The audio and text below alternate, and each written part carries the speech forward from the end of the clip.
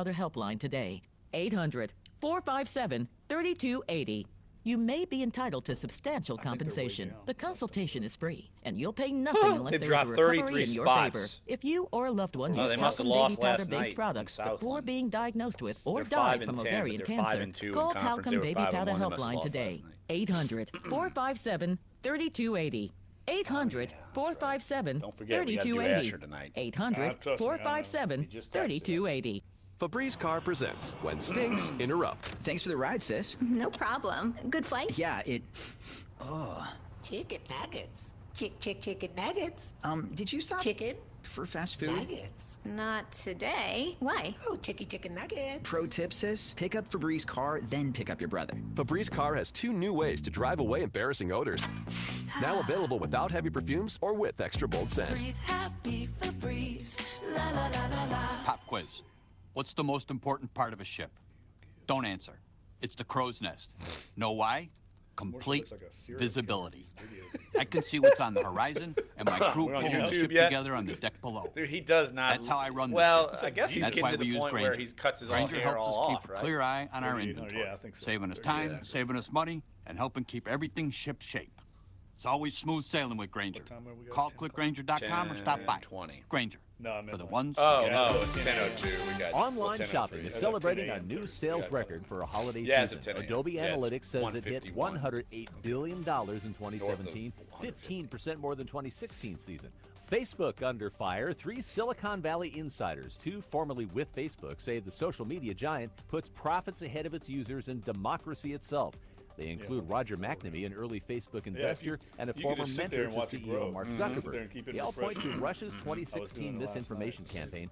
Yeah. McNamee says he raised red flags about suspicious activity in yeah, so October last of that night, year to I'm like, Zuckerberg and I'm COO feeling like Sheryl I got Sandberg. fever. And I got like, go emails to back bed, from both Cheryl and Mark. and I like They would treat it like kind of public wear more relations clothes problem on purpose to try to rather sweat it than out. I woke up, substantive issue for the sheets were business. wet. Facebook now has 2 billion All my users clothes were every wet month. out. So That's whatever I more than had, the like I populations of sweated the it US out. and China Like I don't have combined. fever And to now. keep That's them the engaged, flu when you these get the 3 fever. argue But like Facebook last night, I has a had it. I financial sweated it out, and incentive not to I have limit like ads or my body's not misinformation aching me as too long as it's bad. I getting don't know. clicks. The company I don't know. I don't know. continuously prioritize. Well, I like don't get sick that often, user so I'm growth like, and when I do making get sick, money I hate taking over medicine. I just like protecting users. Making you angry, drag making through it. you afraid is Me too. really good for Facebook. Well, I take that Alka-Seltzer Plus It is 'cause it just not makes good me for America. It's feel not good for okay, the even though it's users not of curing Facebook. anything. As NBC's Jolene I Kent feel reports, like I a could Facebook get through the statement day says at in work. part, Turn the camera? the company You has got worked over the Sean. last year to destroy What the is business this? model for false news and reduce its spread, and to make advertising more transparent. America's home builders are still optimistic, just not. All right, 30 seconds. In December, the home builders sentiment index slipped a couple No, of you points didn't move off it the at all. 18-year high reached you need last to come month to a forward, 72, actually. but anything too over far away. 50 is bullish. The biggest problem builders have is Okay. finding enough skilled Let me see. workers to keep up with the demand for new housing. And that's borne out in the Yeah, there's a big delay. picture I'm waiting on report it. from the Federal Reserve. Its I think latest you need to beige book jump survey on of anyway. its 12 He just said regional 30 districts seconds. shows mostly modest to moderate growth, but most districts see, also it's just report showing me labor move. shortage. I know. Consumer So and there's a business need. news. Joe McConnell, NBC News Radio. All right, we'll be fine.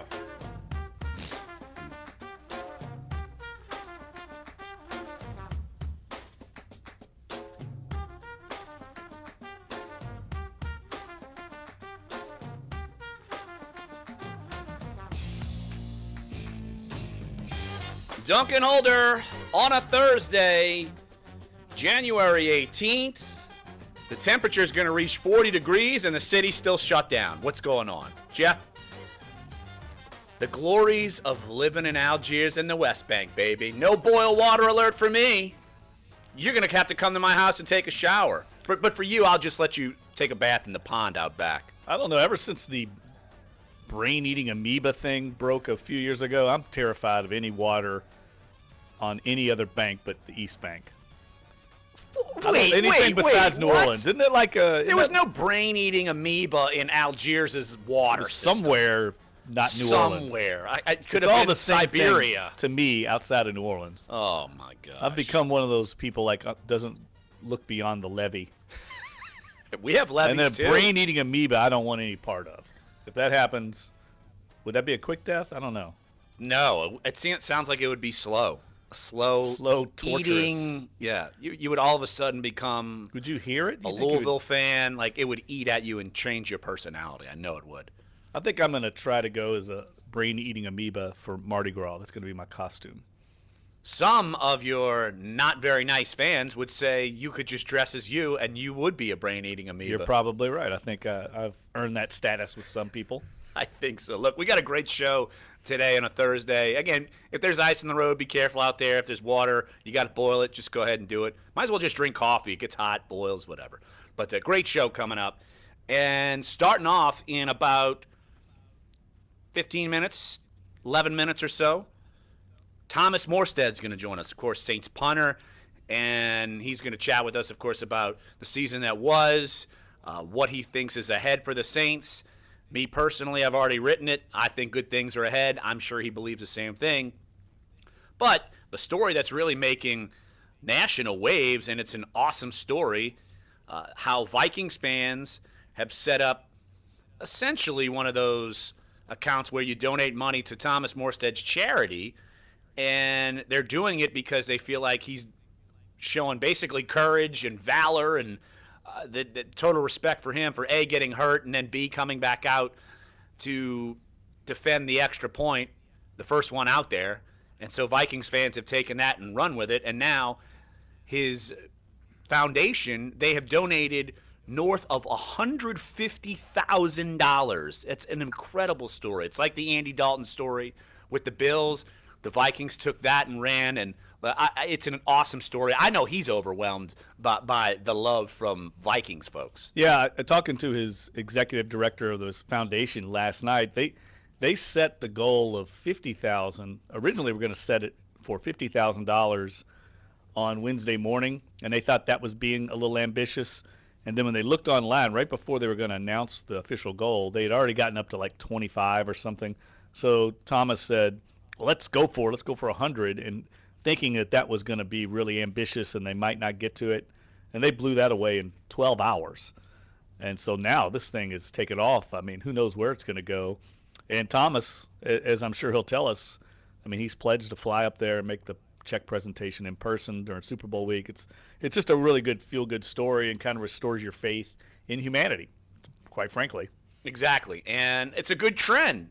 We started seeing a trend where people who won fantasy football leagues, they were taking some of their winnings and donating it to like Todd Gurley's foundation. You started seeing this trend right at that point. Then the Andy Dalton thing where the Bills Mafia went crazy. I don't even know how much they raised for Andy Dalton for throwing that touchdodown to beat the Ravens. But I think it was a lot. Yes. It's a great trend, and let's hope it keeps going. But we're going to have Thomas Morstead to jump on and talk about that.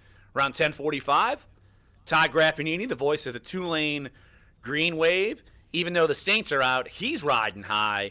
The Green Wave are riding high. Big win last night, uptown New Orleans. They beat Houston, and Houston's one of the better teams in the American. We'll talk with Todd about that. And look out.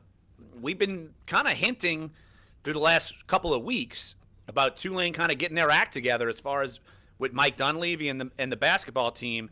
And now in conference play, Jeff, they have 2 wins over top 50 RPI teams. Now, Houston dropped 7 spots. Now they're like 56. But going into that game, they were a top 50 team.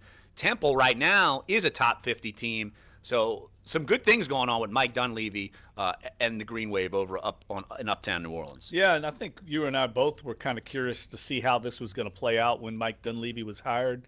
Troy Dannon, that was kind of an out-of-the-box hire. I don't think anybody saw it coming.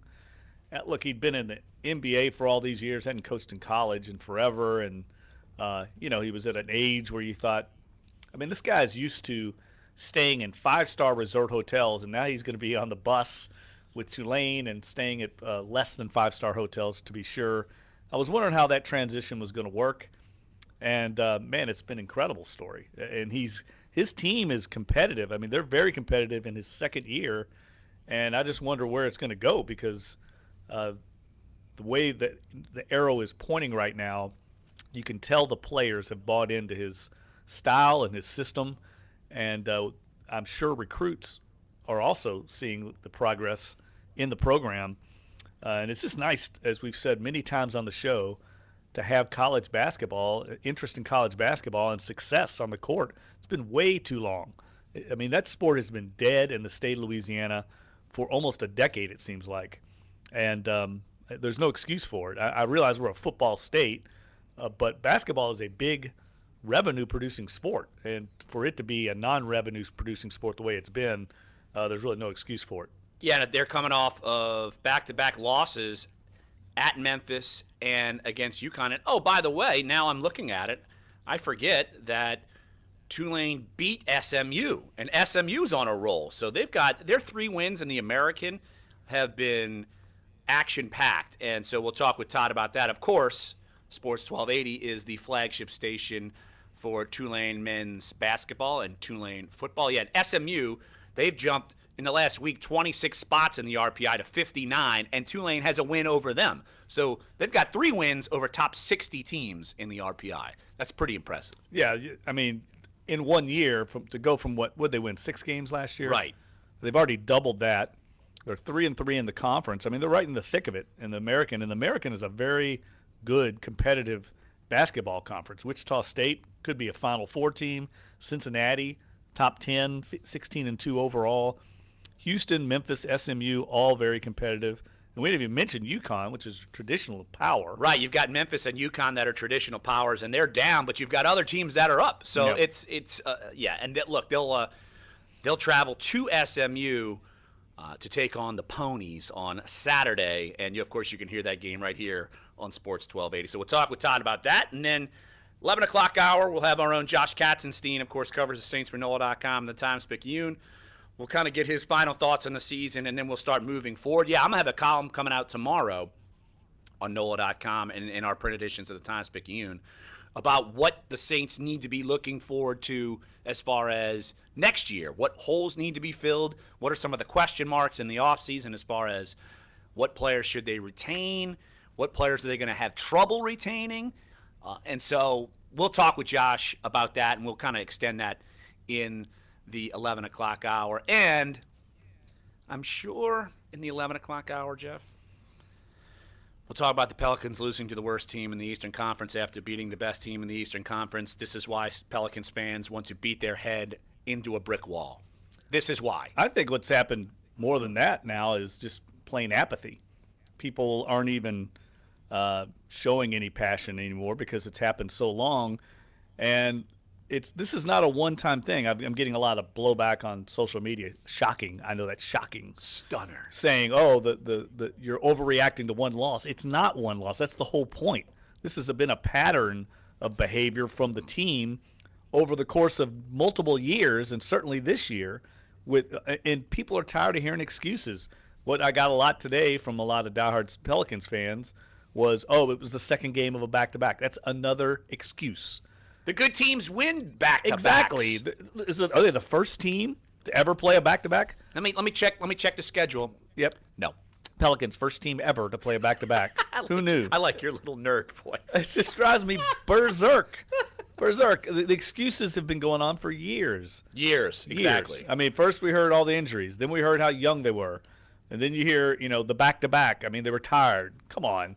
People are tired of that. People are tired of those excuses. That's why they can't kind of capture the New Orleans market, because people have gotten frustrated. And I think the big issue right now for Mickey Loomis, Tom Benson, ownership management out there is the best thing that happened to the Pelicans was Tom Benson buying the team. It also, you could look at it as saying it's the worst thing that happened, because the Saints dominate the organizational and managerial thoughts during the football season. They don't turn their attention to the Pelicans, much like the fan base, until the football season's over, when actually they should have been paying attention to this thing all along, and I'm sure they would say they were, but we all know that no, they're kind of the minor league team out there. Right, exactly. And that's one of the problems with having this dual ownership. Yeah, exactly. So we will talk about that in the 11 o'clock hour as they go down to the Atlanta Hawks. I'm not exaggerating. They're literally the worst team in the East, literally. And it's not like I'm going to hold off, because it's not like they haven't lost to bad teams, really bad teams in the Western Conference. Now they're doing it against the Eastern Conference. So, yeah, we'll talk about that in the 11 o'clock hour. How about we take a quick break right here on the show? And when we get back, we will have Saints punter Thomas Morstead. Awesome story. Jeff, we've known Thomas for years. He's one of the best guys in sports, period. You could say that a lot about some in the Saints locker room. We've covered a lot of awesome guys. Thomas Morstead is right at the top of the list. Yeah, I think he's got to be up there for me, too. And he's the real deal. I mean, you can't fake the authenticity that he has. What he showed on the field on Sunday, the valor he showed in coming back playing hurt and also coming back on the field, the sportsmanship is exactly authentic Thomas Morstead, and that's why he's appealed to the Vikings fans and why this story has organically grown into this kind of phenomenon. It continues the narrative that Vikings fans are too nice. It's out of control. We can't stop the narrative. As Morstead said yesterday, we'll ask him about it, but he said he's going to have to start pulling for the Vikings, the team that eliminated him. We'll ask him about that. No, it's for a good cause, people, so settle down over there. Yeah, so come on back. Sports 1280, NOLA.com, and the iHeartRadio app. Dunc and Holder.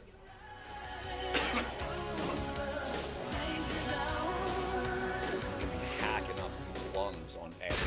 Your shot at $1,000 now. Text the keyword BANK to 200 200. You'll today get I'm having to drink confirming coffee entry because my plus little iHeartRadio info. a damn convenience store on the third floor closed. That's What? BANK to Yeah, 200 where I go get my 200. Monster drinks closed. I'm like, Money in your hot little hand. today I did risk going up the We listen twisty. every hour, weekdays from 5 a.m. Yeah, to 8 p.m. I was like, forget this. Sports Yeah. 1280. Pop quiz. What's the most important part of a ship? Don't answer. It's the crow's nest. Know why? Complete visibility. I can see what's on the horizon and my crew pulling the ship together on the deck below. That's how I run this ship, and that's why we use Grainger. Grainger helps us keep a clear eye on our inventory, saving us time, saving us money, and helping keep everything ship shape. It's always smooth sailing with Grainger. Call clickgrainger.com or stop by. Grainger, for the ones who get it done. Febreze Car presents When Stinks Interrupt. Thanks for the ride, sis. No problem. Good flight? Yeah, Chicken nuggets. Chicken nuggets. Did you stop Chicken for fast food? nuggets. Not today. Why? Oh, chicken nuggets. Pro tip, sis. Pick up Febreze car, then pick up your brother. Febreze Car has 2 new ways to drive away. All right, 1 minute and we got Morstead. Available without heavy perfumes or with extra bold scent. Breathe happy Febreze. La la la la la. If you're a small business, So I gave him my cell phone number and I'm like, dude, we got to get a selfie. Let's hang out. We're going to have beers. professional business phone system on your mobile. I've run into him at Business phone Superior number, drinking make calls, and margaritas send where I texts. probably had Stay connected a and little work too from many anywhere in him. with features. And Justin Drescher, the long Desktop snapper app. from a Set up your he account was a in long time minutes long with snapper, and they ran. Oh, yeah, they were buddies, yeah. Yeah, and they were. Well, he used to live right across the street in those apartments, like directly across the Now street. get $20 off your first month when you visit And I was just like, grasshopper.com/radio. "Hey!"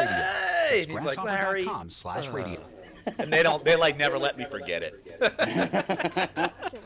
We're like, we know someone likes margaritas. And now, as a grown-up, I'm thankful for being able to take care of you, my dear mom, for taking you to your therapies, for understanding that sometimes you simply want to be alone. Roles change without us noticing. That's why AARP gives you the information to provide even better. All right, coming back. Visit aarp.org/caregiving. Brought to you by AARP and the Ad Council. This is Dunc and Holder on Sports 1280, New Orleans. Welcome back to Dunc and Holder. Joining us on the show, Thomas Morstead, Saints punter. Of course, he's been on the show before. He's making a second venture to the show. I warn him every time that be careful what you're jumping into. So, Thomas, I'm giving you a warning, man. Don't just be careful with Jeff and me. You know, we're both lunatics. I've got a full head of hair these days, so I've got an advantage over you. I mean, first off the bat, that's the jab where Thomas is going to rip me for having no hair. I deserve it. But first I off, think you look good, dude. I know people are so upset that I don't look as stupid as they thought. So maybe it was just my ploy. It was the ploy the whole time. But Thomas, how are you? Kids jumping on your chest, or are you having to say, "Look, kiddos, you can't do it. Daddy's hurting." Yeah, we've had to set a few rules. since I come back home, but I'm doing okay. I'm just kind of dealing with this. It's probably be another week of being in kind of constant discomfort, and then but I'll be fine. I don't need any surgery for it, so I'll be fine.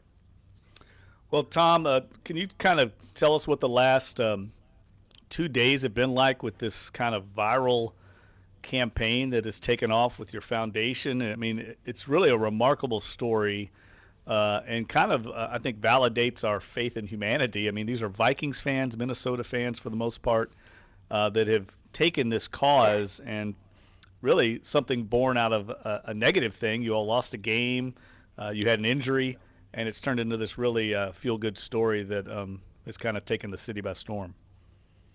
Yeah, I mean, it's a very unique situation that's happened, and I think it's on a personal level, it's helped me cope a little better with the season ending because I've had something kind of positive to be focused on. When the season ends the way it did, it's just kind of a devastating feeling, and you just don't know when you don't know when the season's ending, but you're hoping you're going to go all the way, and so whenever it does end, and especially the way it ended for us. It's very hard to deal with. Not only is the season over, but the team will never be the same as it was. Guys will be traded, cut, released. They'll move on in free agency to other teams. We'll have new draft picks. We'll have new free agent signings. It's just kind of the last time the team will all be together. And it's sad because you invest so much of your time and energies, and everybody cares about everybody else when you have a good team like we did. And it's kind of sad that collection of guys will never be the same. So, Thomas Morstead, Saints punter, joining us right here on Dunc and Holder. And look, you reflect on it. There's no need to even ask, are you over the loss? I'm going to assume no, and I'm sure you may never be over it. I mean, that's just kind of the nature of these things. But as you look forward, and I wrote a column yesterday, and I think you guys are on the upward track. And, young players, obviously my expectations weren't as high. It's why I'm bald. And yet I feel like that this team is going in the right direction. How do you feel like this team can go forward and maybe be even better next year? Well, look, I think you're correct on the one stance of, we obviously kind of look like we're in a decent position moving forward with a lot of young talent and guys that have gained a lot of experience quickly in their careers. But I think the trap that you can get into is that you pick up where you left off, and that's not the case. The whole team, the team dynamic will be different. Next year's team will be different than this year's team. And we'll have new players. Guys will be in different situations, and it's just you don't just pick up where you left off. You start over, and everybody starts from scratch again. And if you can, you really have to earn your kind of the season throughout the whole year with the way that you work and the way that guys get to know each other, and you don't just pick up where you left off. And so I think if everybody can go back and get refreshed, get rejuvenated, get healthy, come back all with that same mindset that we're all starting over together again,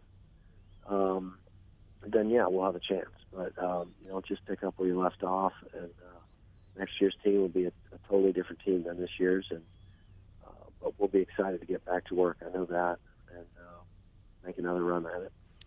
Tom, one of the people that's definitely going to be a part of next year's team and be a part of probably some future successes is Marcus Williams, the free safety. Now, we talked to you the other day about, obviously, the storyline coming out of the game with Marcus's play at the end, and I thought you had a unique perspective on him because you said you could sympathize with him. You talked to him, but you had something that happened in your past that I don't think I was aware of. You said you missed an extra point, I think, in high school. Can you kind of tell the listeners a little bit about that, and also just overall how you dealt with Marcus as a teammate and showing support to him? Oh, sure. Yeah, I missed the extra point with 2 minutes left in the game, my last game of high school, to tie it. It would have been to tie the game. And we were actually playing Port Arthur Memorial, which had a running back by the name of Jamal Charles, which I'd never heard of at the time. And they ended up beating us. And it was devastating. You know, my whole city, my town that I'm from, everybody I went to high school with, you know, I felt like I let everybody down. And I made a play, or didn't make a play that I'm supposed to make 100% of the time. And I think that regardless if it's high school, college, or pro, when you're in it at that moment, that's your whole world, and that's it's everything to you. And I know what that feels like. It's a devastating feeling, and for a 21-year-old Marcus Williams to handle himself the way he has is a testament to who he is, and he's going to make a lot of plays for us in the future. And he made a lot of plays for us this year. It's a big part of the reason why we had such a successful season, and I'm just really proud of him for facing the music, so to speak, and interviewing after the game and taking the bullet and saying, "Hey, I let the team down," and that's hard to do. And it tells a lot about somebody when they're able to look in the mirror or put themselves out there in front of everybody. And I'm just really proud of him. Thomas, you look at the swelling of support locally and even outside of the New Orleans area, just to kind of embrace him. And a lot of times in sports that doesn't happen. Sometimes the guy could be vilified. I mean, how much do you feel that the way that locally and the support around, even if they don't know the guy, like I literally got a letter. Someone wanted me to give him a letter. They emailed it to me this morning. Any way you can get this to Marcus Williams? I live in South Carolina. I want this to reach him.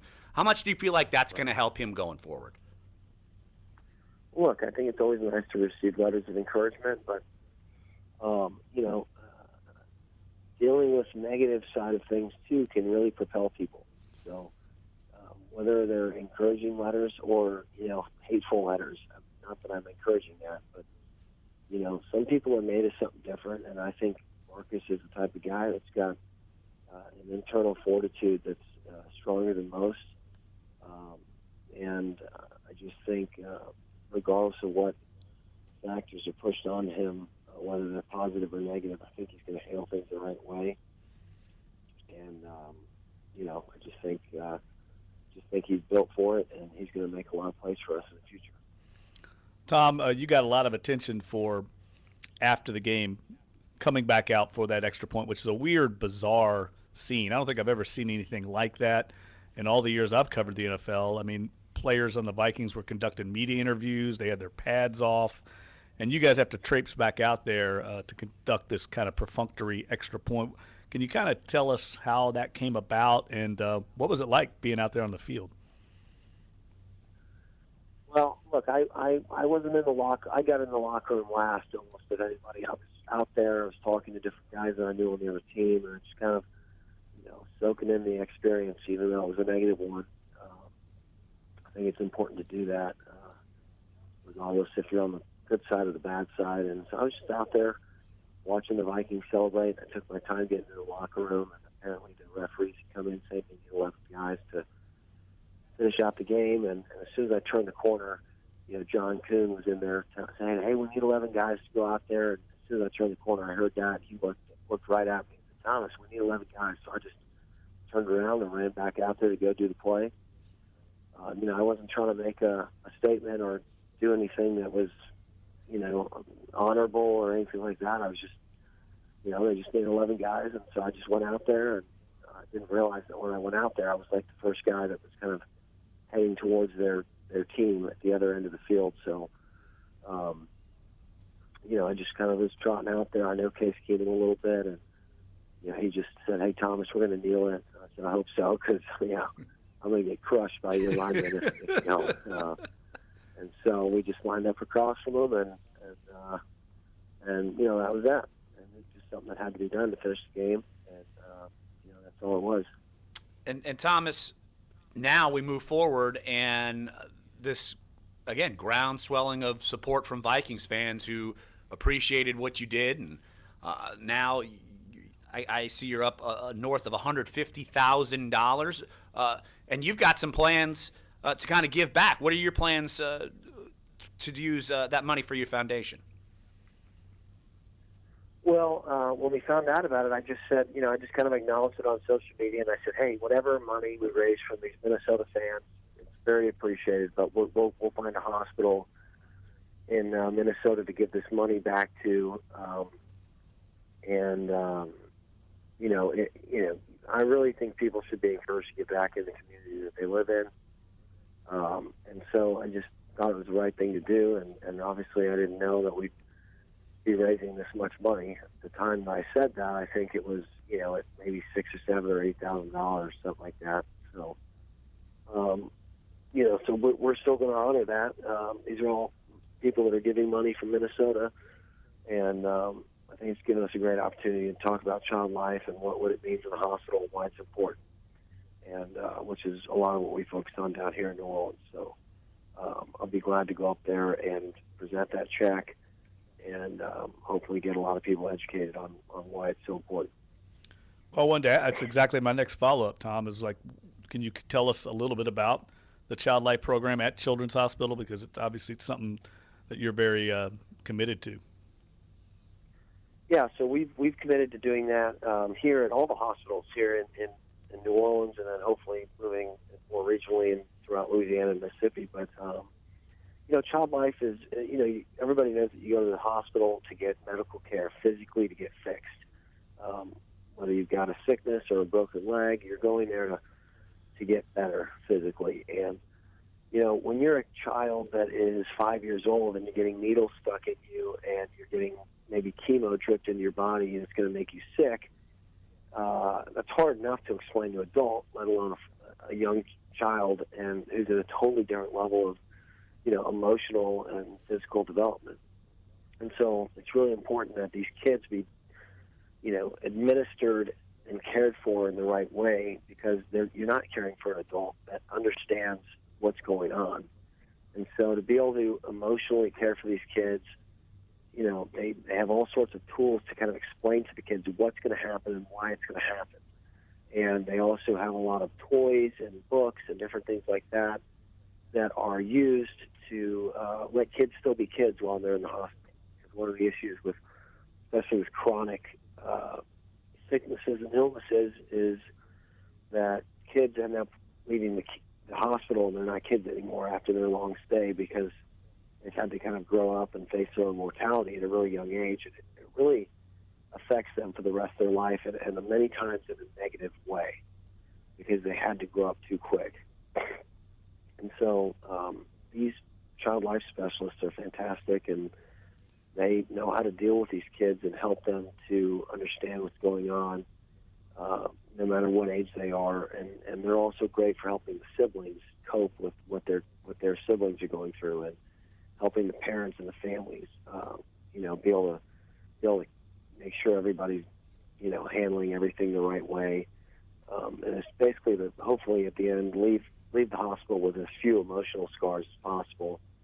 And so they just do a tremendous thing. And down here in Louisiana, we're kind of at the bottom of the barrel as far as these national metrics are for child life. And so I just thought it was something that we'd have a chance to maybe move the needle on here in Louisiana.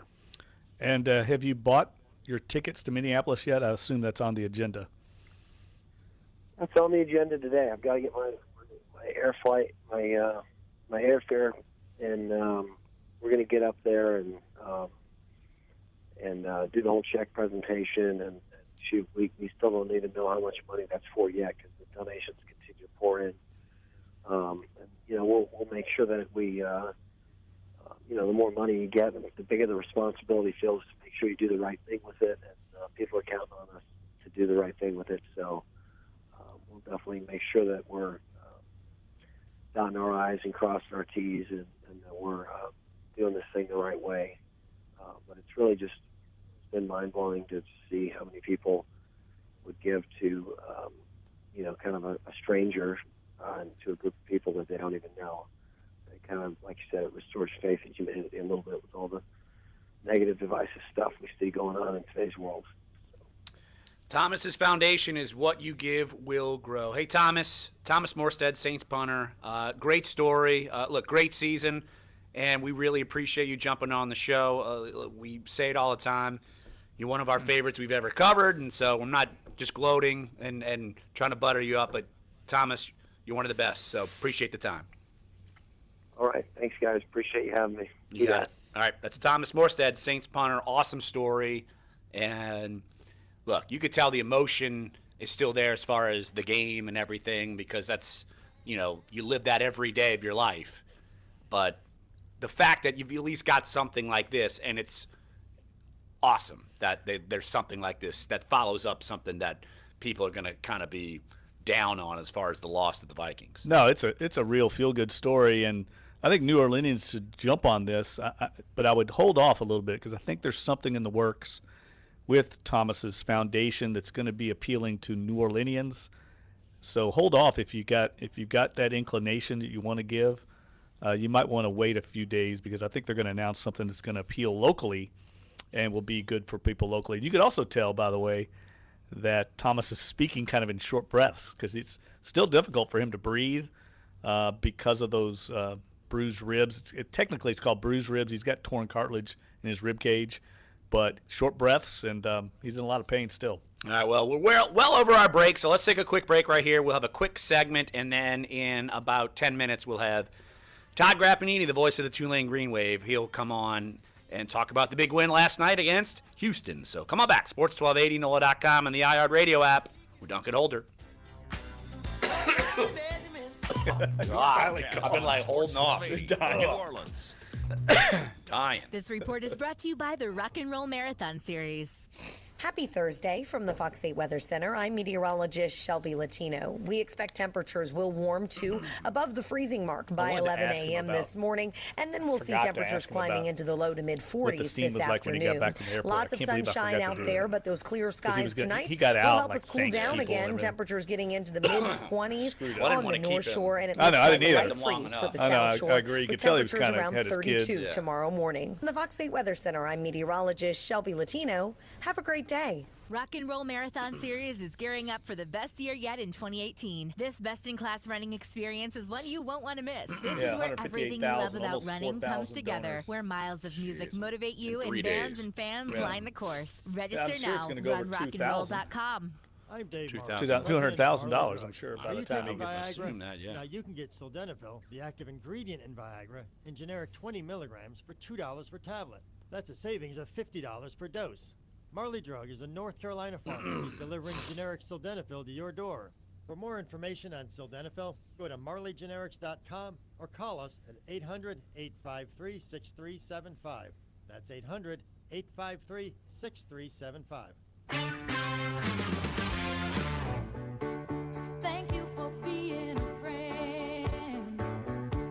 Travel down the road and back again. Betty White reflecting on turning 96 years old. The Golden Girls star telling Parade magazine the way to a long life, at least for her, is vodka and hot dogs, probably in that order. White says a positive attitude also necessary by focusing on the positive, not the negative. White in the Hollywood scene now for some 70 years. You know I'm such a fool for you. The sad news of Cranberries frontwoman Dolores O'Riordan's sudden death is making an impact on the band's U.S. music sales figures. Less than 24 hours after the tragic news broke, the group's album and song sales rose by over 11,000% compared to the day before.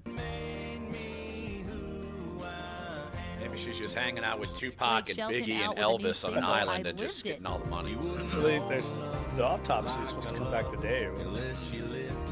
Takes a look back on memories from the past. Jefferson Parish, Boil Water is only on the East Bank. Texoma Shore. That's a first.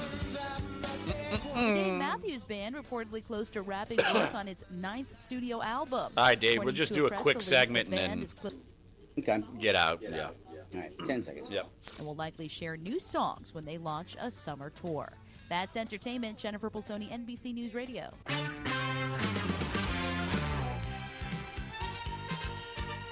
Our All-Stars bring you the inside knowledge for your home teams. Sports 1280, New Orleans. Jeff, something important, I think Thomas Morstead, look, we just had Thomas Morstead on. If you missed it, sports1280.com, NOLA.com, iTunes, SoundCloud, and YouTube page. A great interview with Thomas. Like I said, always one of the best we've ever covered, and have no problem promoting the great story that's out there as far as the charity. But as far as on the football side, he probably doesn't want to think about next year quite yet, but I think they're a team that's on the up and up. He feels that way, and yet it is important that people have to just understand, and the team particularly, and he brought it up, that you got to start from scratch. Just because you've got new players and great players that could be coming in, adding to the locker room, that you have to start from scratch. And they should be better, just like I thought in 2014. You thought so, I'm sure, too. They should have been better, right? And they weren't. So I think that's important as we go throughout this offseason and for the next, 6 months until they get to, OTAs and stuff like that. But, that's important to know. You just never know. You don't know year to year. Like I said, the Green Bay Packers, I'm sure at this time last year, thought they were going to be Super Bowl contenders this year. And they get a devastating injury to their quarterback, and they fumble around 500 and don't even make the playoffs. I mean, things happen. Players leave. Things happen. Nick Fairley's a good example. You just don't know about the health of everybody or how players, especially a young team like this. Now, I would say that the encouraging thing is this seems like a very mature group of guys in that freshman, sophomore class, if you will, the rookies and second-year players. But you don't know how they handle success. They've all fought to get to the NFL. Now they've had success in the NFL. How do they handle it? Do they continue to work as hard? Those are the things, the unknown factors, and we see players drop off a lot sometimes from year to year because they haven't taken the offseason seriously. So you just never know, and I think Thomas Morstead's been around long enough to know that, and that's why he expressed the disappointment he did, because he knows these opportunities only come along so often. Right, and just think about when you thought the team would be better, and then I'll just bring up the example where I think – leaving 2013, this is just one small example, but you thought the Saints would have these two bookend guys, pass rushers. 2 years later, Junior Gillette shows his true colors, and he's gone, and you're eating tens of millions of dollars. Yep. And it's all a wash. And you figured after 13, they'd be Cam Jordan and Junior Gillette. Wow, they, double-digit sack guys, they are set. And obviously they were not set. Here's a good example locally. What about the case of Willie Snead? Exactly. Wow. The guy caught, 80 passes or something? Everybody thought, boy, they're set at receiver.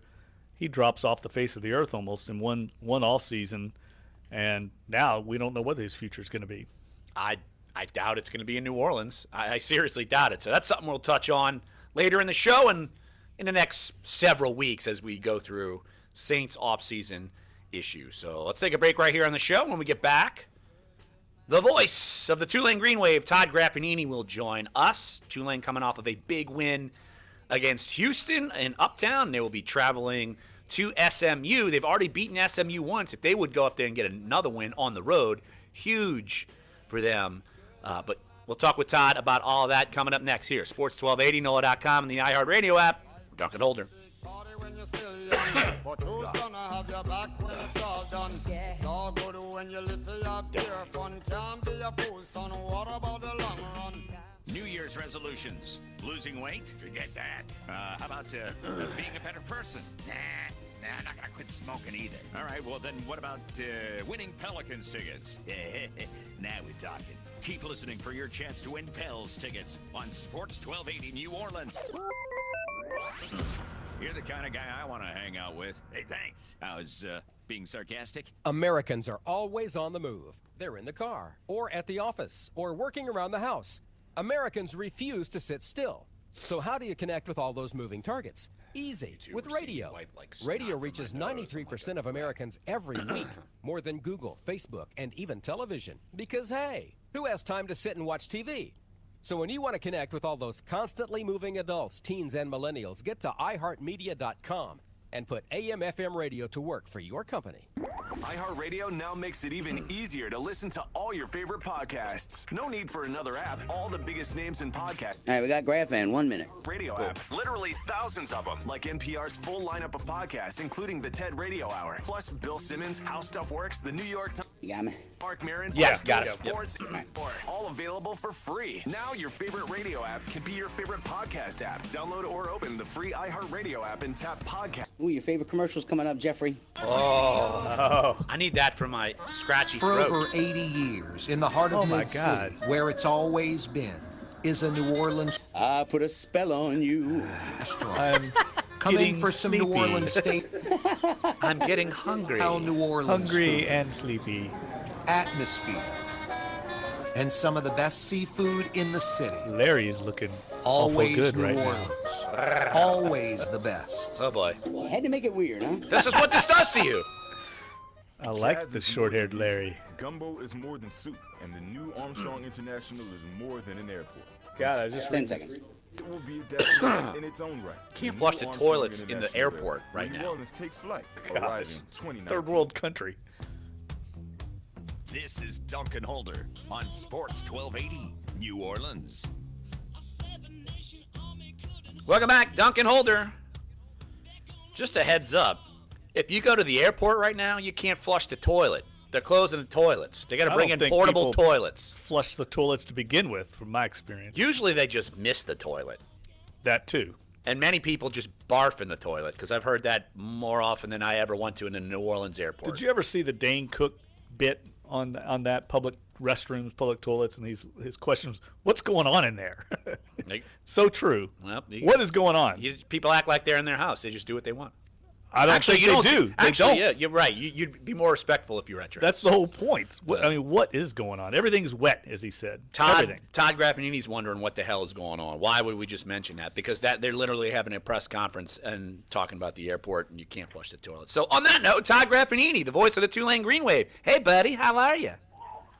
Nice segue. Exactly. I'm in like everybody else right now, and let me throw this out here. Full disclosure: I love my children to death, but I am in a kid prison right now, and I'm a caged animal, and I can't leave the house. So if you hear some unruly noises from at my feet, it's just my kid going wild because he's not in school like everybody else.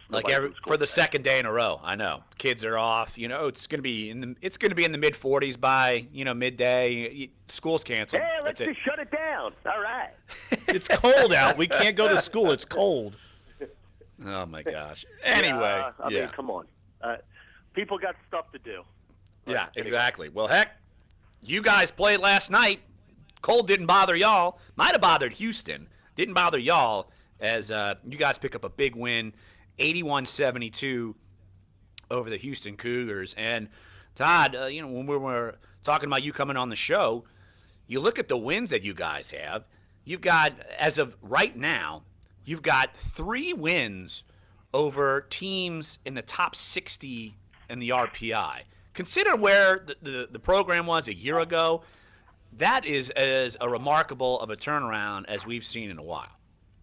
Yeah, and it's a good word for it. It really is remarkable. And I was kind of thinking about that when you were talking at the beginning of the show. And, when you look at the wins that we've had in the league, and there's just something that always keeps coming up. I do a series history in my pregame, and you go, well, the Tulane is so-and-so against the team we're playing Lifetime, and this is the so-and-so whatever meeting it is. And, you look back at and I'm thinking about it now. I'm thinking about the Temple game, and it had been 20 years since Tulane had beaten Temple, and they had not beaten Temple since the two teams joined the American Conference. When you're talking about Houston, we had not beaten Houston at home since 2012. You go back to SMU. SMU had an 8-game winning streak against Tulane. All these streaks are ending in a good sense. So that's just kind of the things that are going on right now. And I tell you what was the best part about last night, and there's a lot of positives to talk about, was the fact of the matter is there were a line of students to get in the building. Now, whether they were stir crazy or not because school was canceled yesterday and school was canceled today, I don't know. I don't care. but it was an overflow student crowd, so much of the fact that they had to put them in the end zones of the building.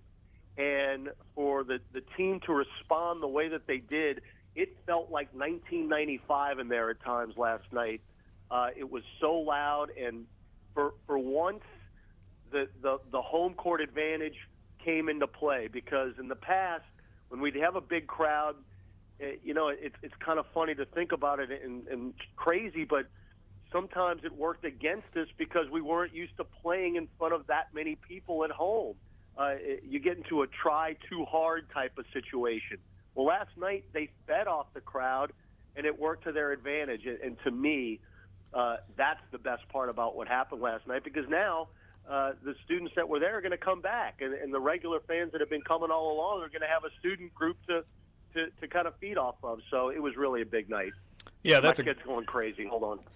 That's a very positive sign, Graf. And I noticed that. I was watching the game on TV, and you could tell the players when Houston made that little run, the team responded. And I think that was a very positive sign. And overall, I think what happened last night was a very positive sign, because the team had lost 2 in a row. We know how upset Mike Dunleavy was with their performance in Memphis. They come back, get beat by UConn. So they're facing a little adversity, the first 2-game losing streak of the season. So Mike Dunleavy had to be encouraged with how the team responded last night, because they really kind of controlled that game from 40 minutes for the most part. Yeah, we had a stretch, Jeff. The first section of the second half, Houston flipped the switch a little bit. They raised their level of play.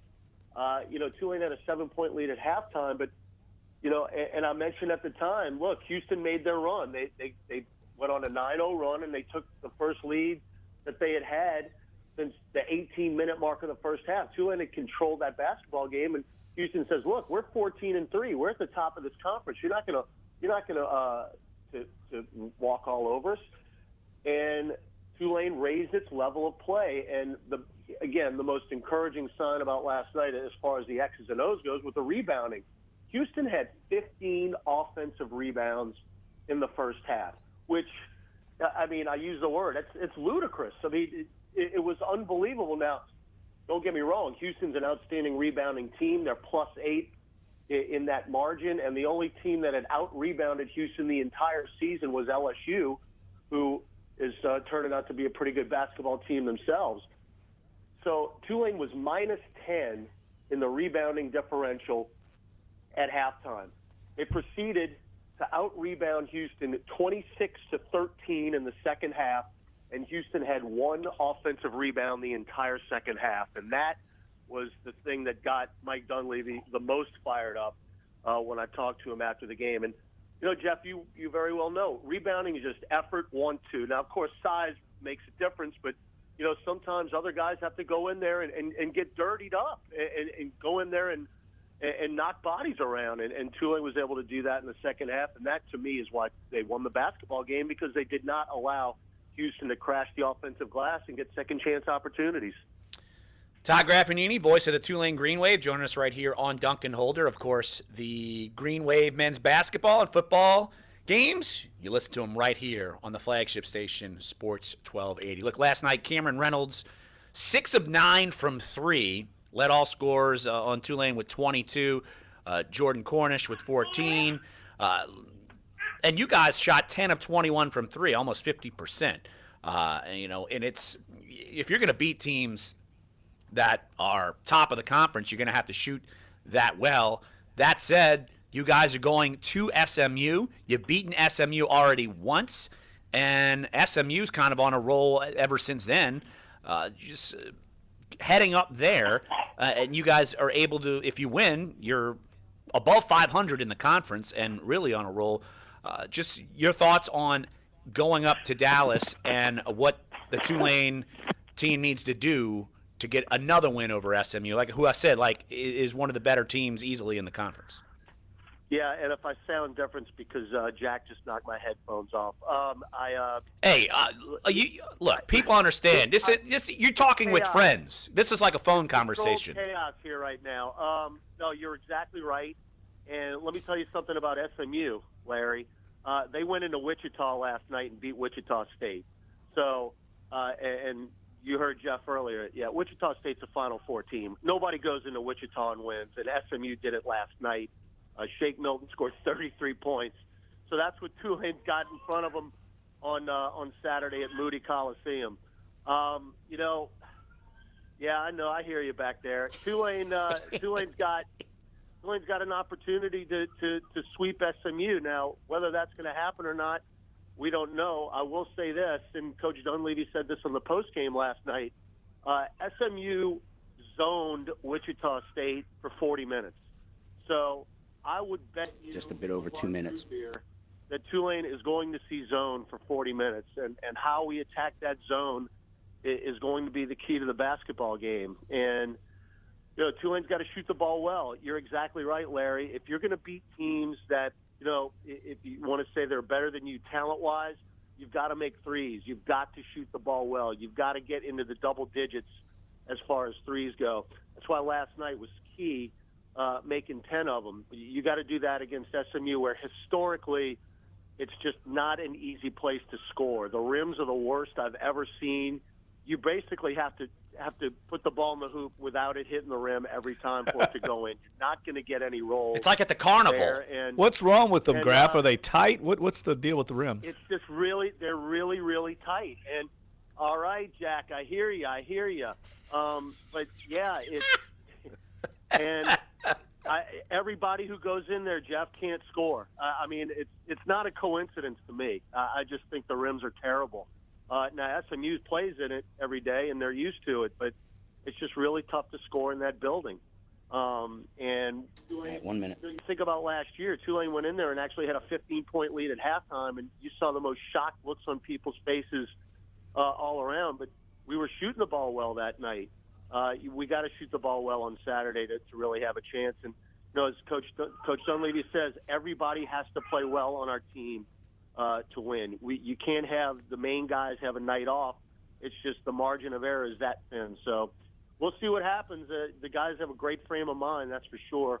It's a lot better going up there after a game like last night than the alternative. All right, 4:30 pregame, 5 o'clock tip right here on Saturday at SMU. Hey, Todd, appreciate the time, and have fun with the kiddos another day. Kid jail. Kid have prison, fun. baby. Kid prison. Love it. Hour number 1 is up. Hour number 2 is on the way, so come on back. Sports 1280, NOLA.com, the iHeartRadio app. Dunc and Holder. Okay, Jack, okay. I hear you. He's in hell. I'll watch that. Got a kid on SMU that's shaking first round draft pick. Yeah, he's a stud. They'll challenge your authority because tight that's rims, what kids especially. do. But this car is your territory. And in here, your word is law. So when you say you won't move until everyone's buckled up, you won't budge an inch until you hear that click. Never give up until they buckle up. A message from the National Highway Traffic Safety Administration and the Ad Council. For more information, visit safercar.gov/kidsbuckleup. Dad, this is fun. I didn't think I'd like kayaking. Well, I'm glad you enjoyed it, but I think it's time to head back in. Okay. Can we come back? Sure. Hey, be careful getting out of the boat. It's a kayak, Dad. I'm gonna return the kayak. Can we walk home? How about a taxi? It's a short fare from your neighborhood to your naturehood. Visit discovertheforest.org to find a neighborhood park or green space near you. Brought to you by the Ad Council and the U.S. Forest Service. WODT WNOE FM HD2 New Orleans. Listen on the free iHeartRadio app. Search Sports 1280.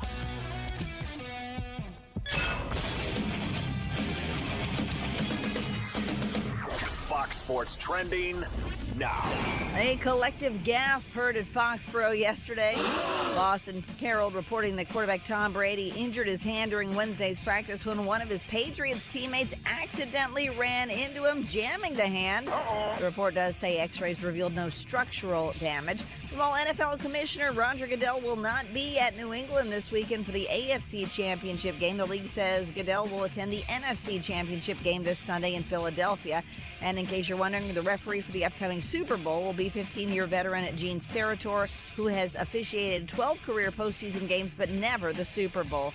Meanwhile, in tennis news, the Australian Open underway. Novak Djokovic and defending champ Roger Federer were among advancers to the third round, while former champ Stan Wawrinka was knocked out of the tournament. I'm Deb Carson. We are O'Reilly. Now through January 30th, you could win one of more than 17,000 prizes in the O'Reilly Auto Parts gift card giveaway, powered by Valvoline. Stop by O'Reilly Auto Parts today, pick up a game card, and follow the entry instructions to see if you're one of 500 lucky gift card winners each day. No purchase necessary. See O'ReillySweeps.com for official rules and details. O'Reilly Auto Parts. Attention all women who have been diagnosed with ovarian cancer. In February 2016, Johnson & Johnson baby powder was ordered to pay $72 million by a jury to women who died of ovarian cancer after 35 years of using the talcum baby powder product. Multiple studies show women who have long-term use of baby powder products with talcum for feminine hygiene can increase the risk of contracting ovarian cancer. If you or a family member has been diagnosed with ovarian cancer and used Johnson & Johnson or Shower to Shower baby powder prior to the diagnosis, call Talcum Baby Powder Helpline today. 800-457-3280. You may be entitled to substantial compensation. The consultation is free, and you'll pay nothing unless there is a recovery in your favor. If you or a loved one used talcum baby powder-based products before being diagnosed with or died from ovarian cancer, call Talcum Baby Powder Helpline today. 800-457-3280. 800-457-3280. 800-457-3280. iHeartRadio now makes it even easier to listen to all your favorite podcasts. No need for another app. All the biggest names in Cousins had 5 podcasting can be turnovers, and found he's in the finished with at least iHeartRadio 5 app. and 7 Literally straight games. thousands of them, like NPR's full lineup of podcasts, 7 including the straight TED games. Radio Hour, plus Bill Simmons, How Stuff Works, The New York Times, comedian Mark Maron, Barstool Sports, and more. All available for free. Guess this Now means your you gotta favorite talk radio about app this. can be your favorite podcast app. Download or open the free iHeartRadio app and tap podcast to start exploring.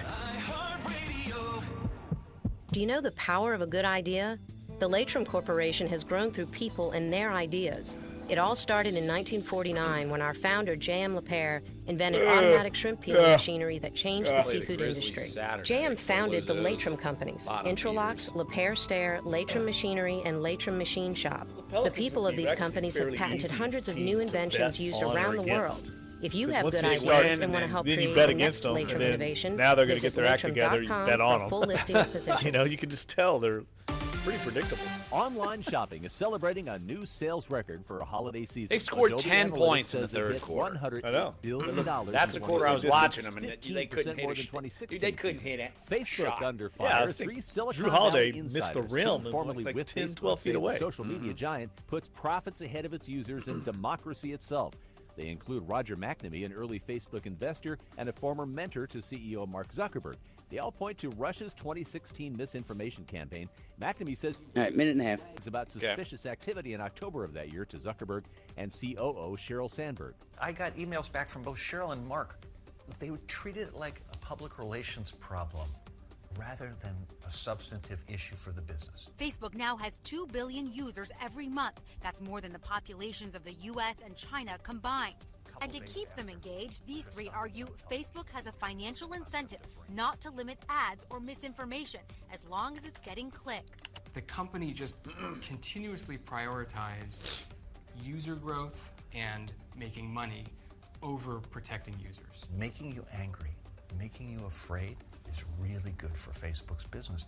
It is not good for America. It's not good for the users of Facebook. As NBC's Jolene Kent reports, a Facebook statement says in part, the company has worked over the last year to destroy the business model for false news and reduce its spread and to make advertising more transparent. America's home builders are still optimistic, just not quite as cheery as they were in December. The Home Builders Sentiment Index slipped a couple of points off the 18-year high reached last month to a 72, but anything over 50 is bullish. The biggest problem builders have is finding enough skilled workers to keep up with the demand for new housing.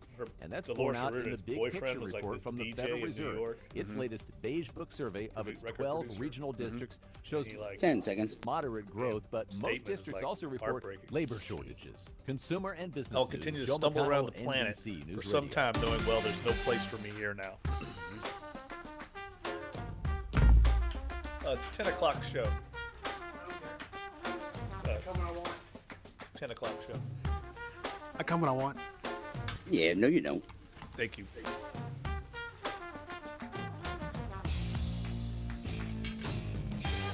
Dunc and Holder, hour number 2. We were not on the air quite yet when the thud by a certain microphone pounced. That would mean the arrival of one Clyde Verdun here on the show. We don't know when you're showing up. We honestly don't know. I know, and I kind of like that. When you're going to be here, when you're not. The only times we actually know when you are here is, and you're not doing the show that day because you have other obligations, is when you come scurrying in. There's Also no malfunction today. I know. I just kind of felt like showing up because I felt lonely.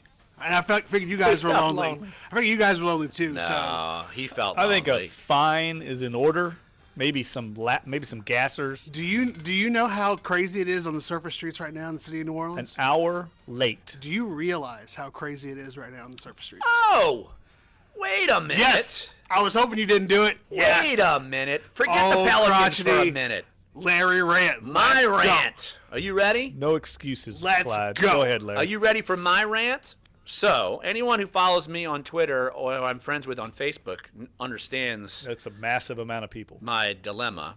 So, yesterday, of course, the world ends. You can't drive around. You can't do anything.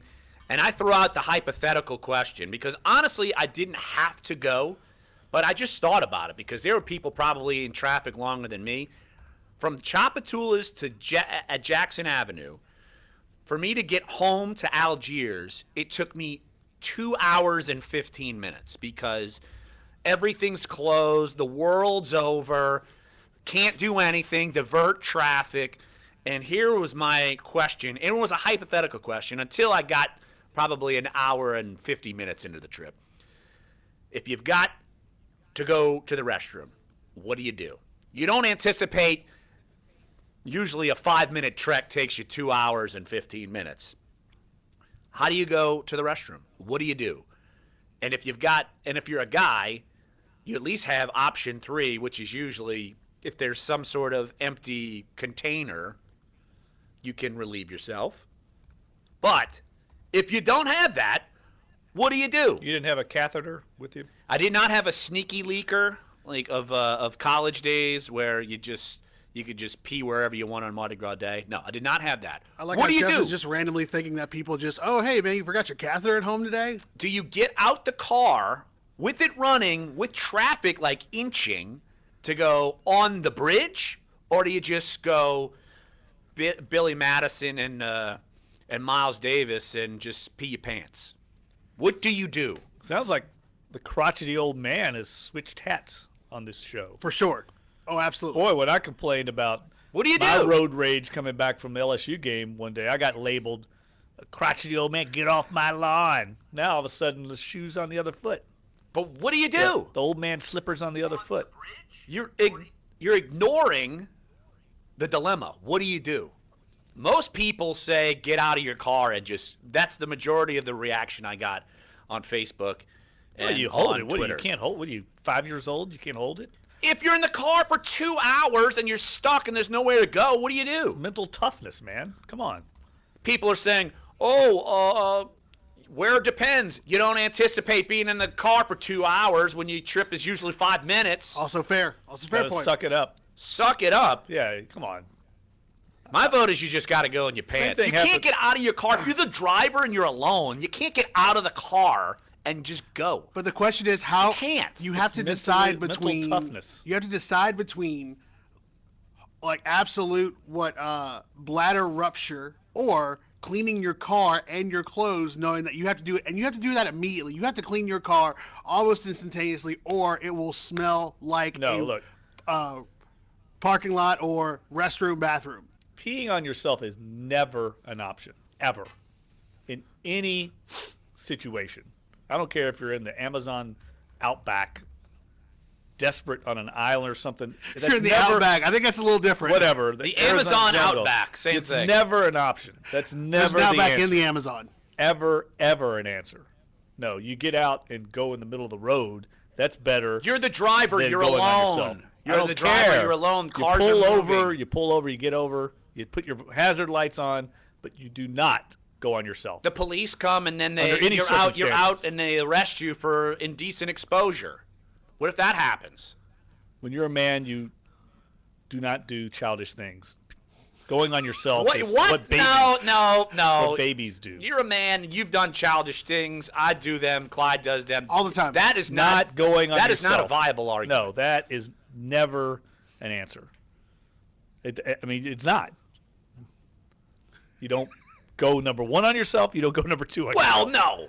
Oh, what? There's a lot. Oh, you're okay with 1, not 2? Yes. What? Yes. There's no difference. I love the reasoning between how you get the reason between bodily excretions of any form should not be on you. Ever. I knew how I would dummy down the show by talking about this, but it's viable. It was a viable topic yesterday. There were people in their cars. I feel sorry for them. I was just at Chapatulas in Jackson yesterday.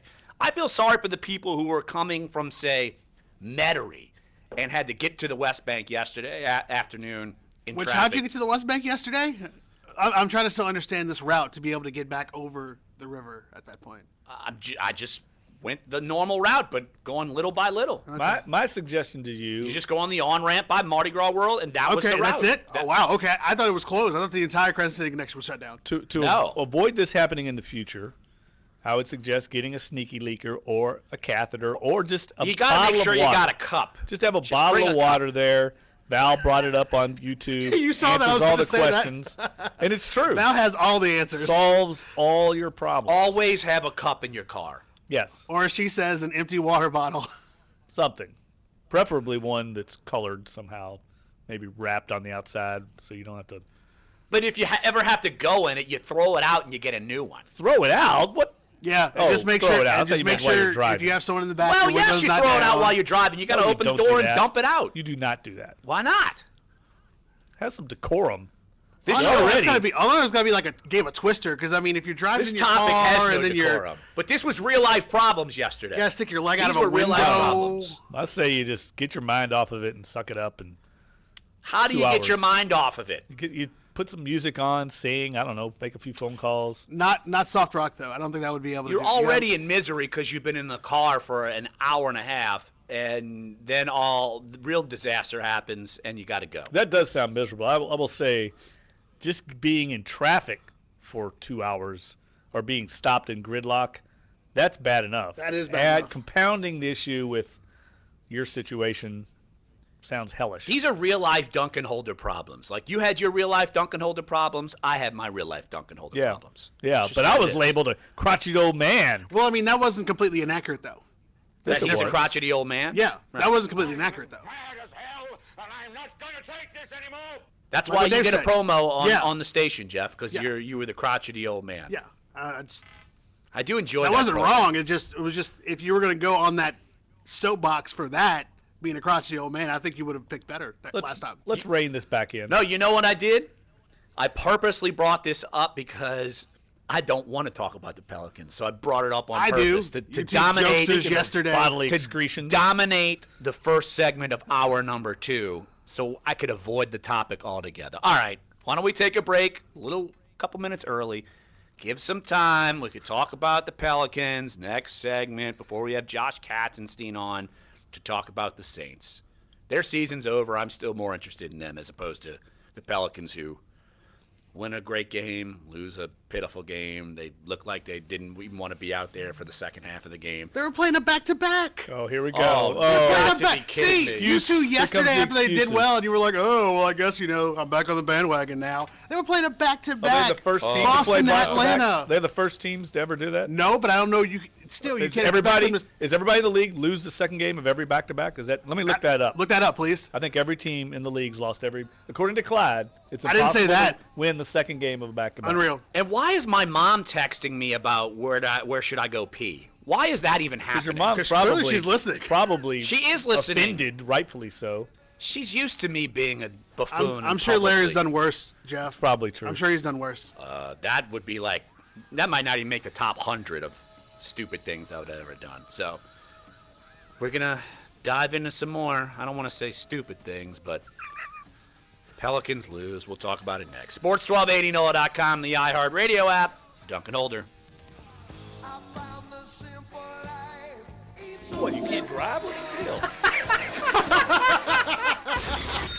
Dave played a flushing toilet. Jeff took off his headset. He didn't Good hear play. it. We heard it. That was a good play. Standard data and message rates apply. That's with. That is what you don't want to hear when you got to go. The flushing toilet. Lakeview's that far away? Is Lakeview No, it's inundated not. with ice storms? No, we don't know I'm about? I'm serious. You had Like to boil the water? amount. No, the amount of more water in the Boiling lake. water at home for the. Well, first of all, I didn't have water yesterday for about like 7 hours, so that was not cool. Second of all, no, I'm serious. The amount of people that are on the surface streets that are taking the main thoroughfares, Canal Boulevard, Marconi, all that stuff. It is chaos. Gridlock. Surface streets? What the hell's a surface street? Well, not taking the interstate, which is above the, which sometimes Not is taking above the West Bank Expressway. Jetsons. Yeah, exactly. We're all like we're taking the surface streets as opposed to being in the clouds. Very nice. Jetsons. Surface streets. Surface streets is a real term, dude. Look it up. Doing here? What do you like on the Country bro? The traffic traffic reporter? Yes, time saver traffic. Lexicon. I'm so glad I got to talk about peeing for 15 minutes. I was so hoping on that the you didn't show. talk about it too. I was like listening to the show. I was listening to it in the car, and I was like, yes, just talk I about forgot it. about it. Yes, I can bring this The up. Golden Girls star telling Parade I forgot magazine about the it. way to a long life. Clyde, is of course, for brings her me to the is toilet. vodka and hot What a dogs, surprise, man. That's what I possibly do. In that order. White says a positive attitude Yeah, also we just necessary by Thank you for focusing being on a friend. positive, We not just the morphed negative. into Josh White and Ennis the for Hollywood 15 minutes. We'll be back. Except without the casual other things that come along with the show. Right, well. You know this documentary I watched? Cornucopia? Man, let's do it. Figures less than 24 hours after the group's album and Cornucopia. song sales rose by over 11,000% compared to the Oh, day that's great. before. Blake Shelton out with a new single. Blake I Shelton. Lived Oh It. boy, no one cares. Yeah, whatever. Yeah, no one cares. Good boy. Just because you don't care doesn't mean you're the Shoot, makes man, that you was the Blake Shelton. I could have spokesperson thought that was for America. Dirks Bentley or Shore. what's that dude's name? Clyde. His name is Hootie. Hootie. His name is Hootie. You should see his Matthew's face. band reportedly close It's to so wrapping awesome. work on its I ninth love that studio we album. According to a bang press the release, Hootie the drum. band is close to completing the Don't follow-up worry, to Hootie's going gonna be away everywhere from the tomorrow. world and will likely Who's share gonna be new everywhere songs tomorrow? Country to Fried launch Friday. the summer tour. That's entertainment. Jennifer Bolsoni, NBC News Radio.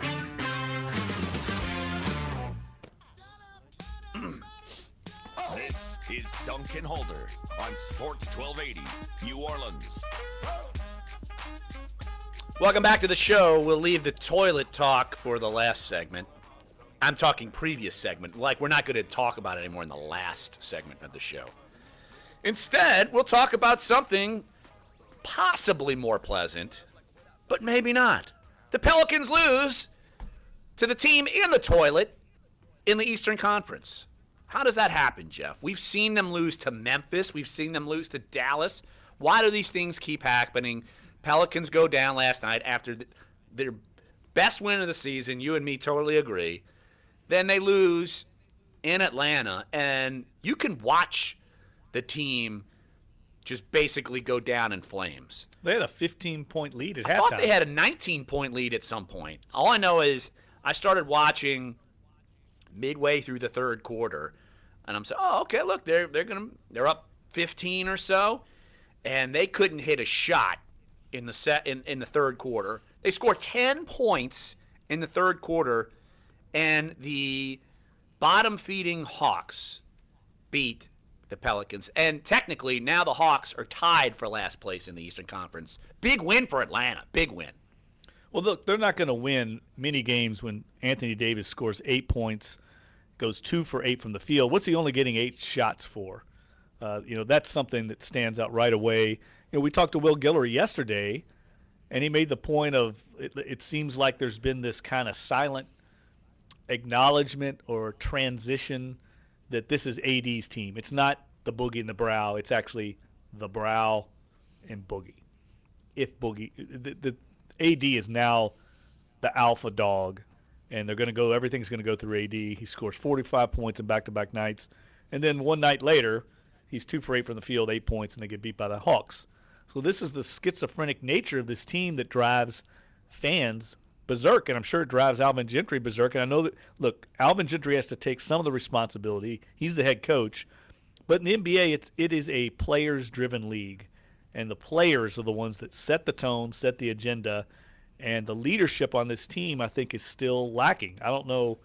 They brought in Rajon Rondo to handle that. He didn't make an impact at all last night. 1 for 4. He did have 6 assists, 3 points. He only played 17 minutes. And you look at, oh boy, I guess I'm looking at it. 26-10. You could see the energy fall off the map. And Jeff, you talked about it at the very beginning of the show, and people are making excuses. Clyde, making excuses that it's the second night of a back-to-back. All the good teams, they win back-to-backs. It's like, are all the good teams, Pelicans should be better. Are all That's the good the teams playing expectation. 2 overtime games over the course of 3 nights? I would give you the back-at-back excuse if they were playing a good team. This is the worst team in the East. Are they the worst team in the league? They're one of the worst teams. They are tied. Let's see. Atlanta, Orlando, and Sacramento are all tied with 13-31 records. So there you go.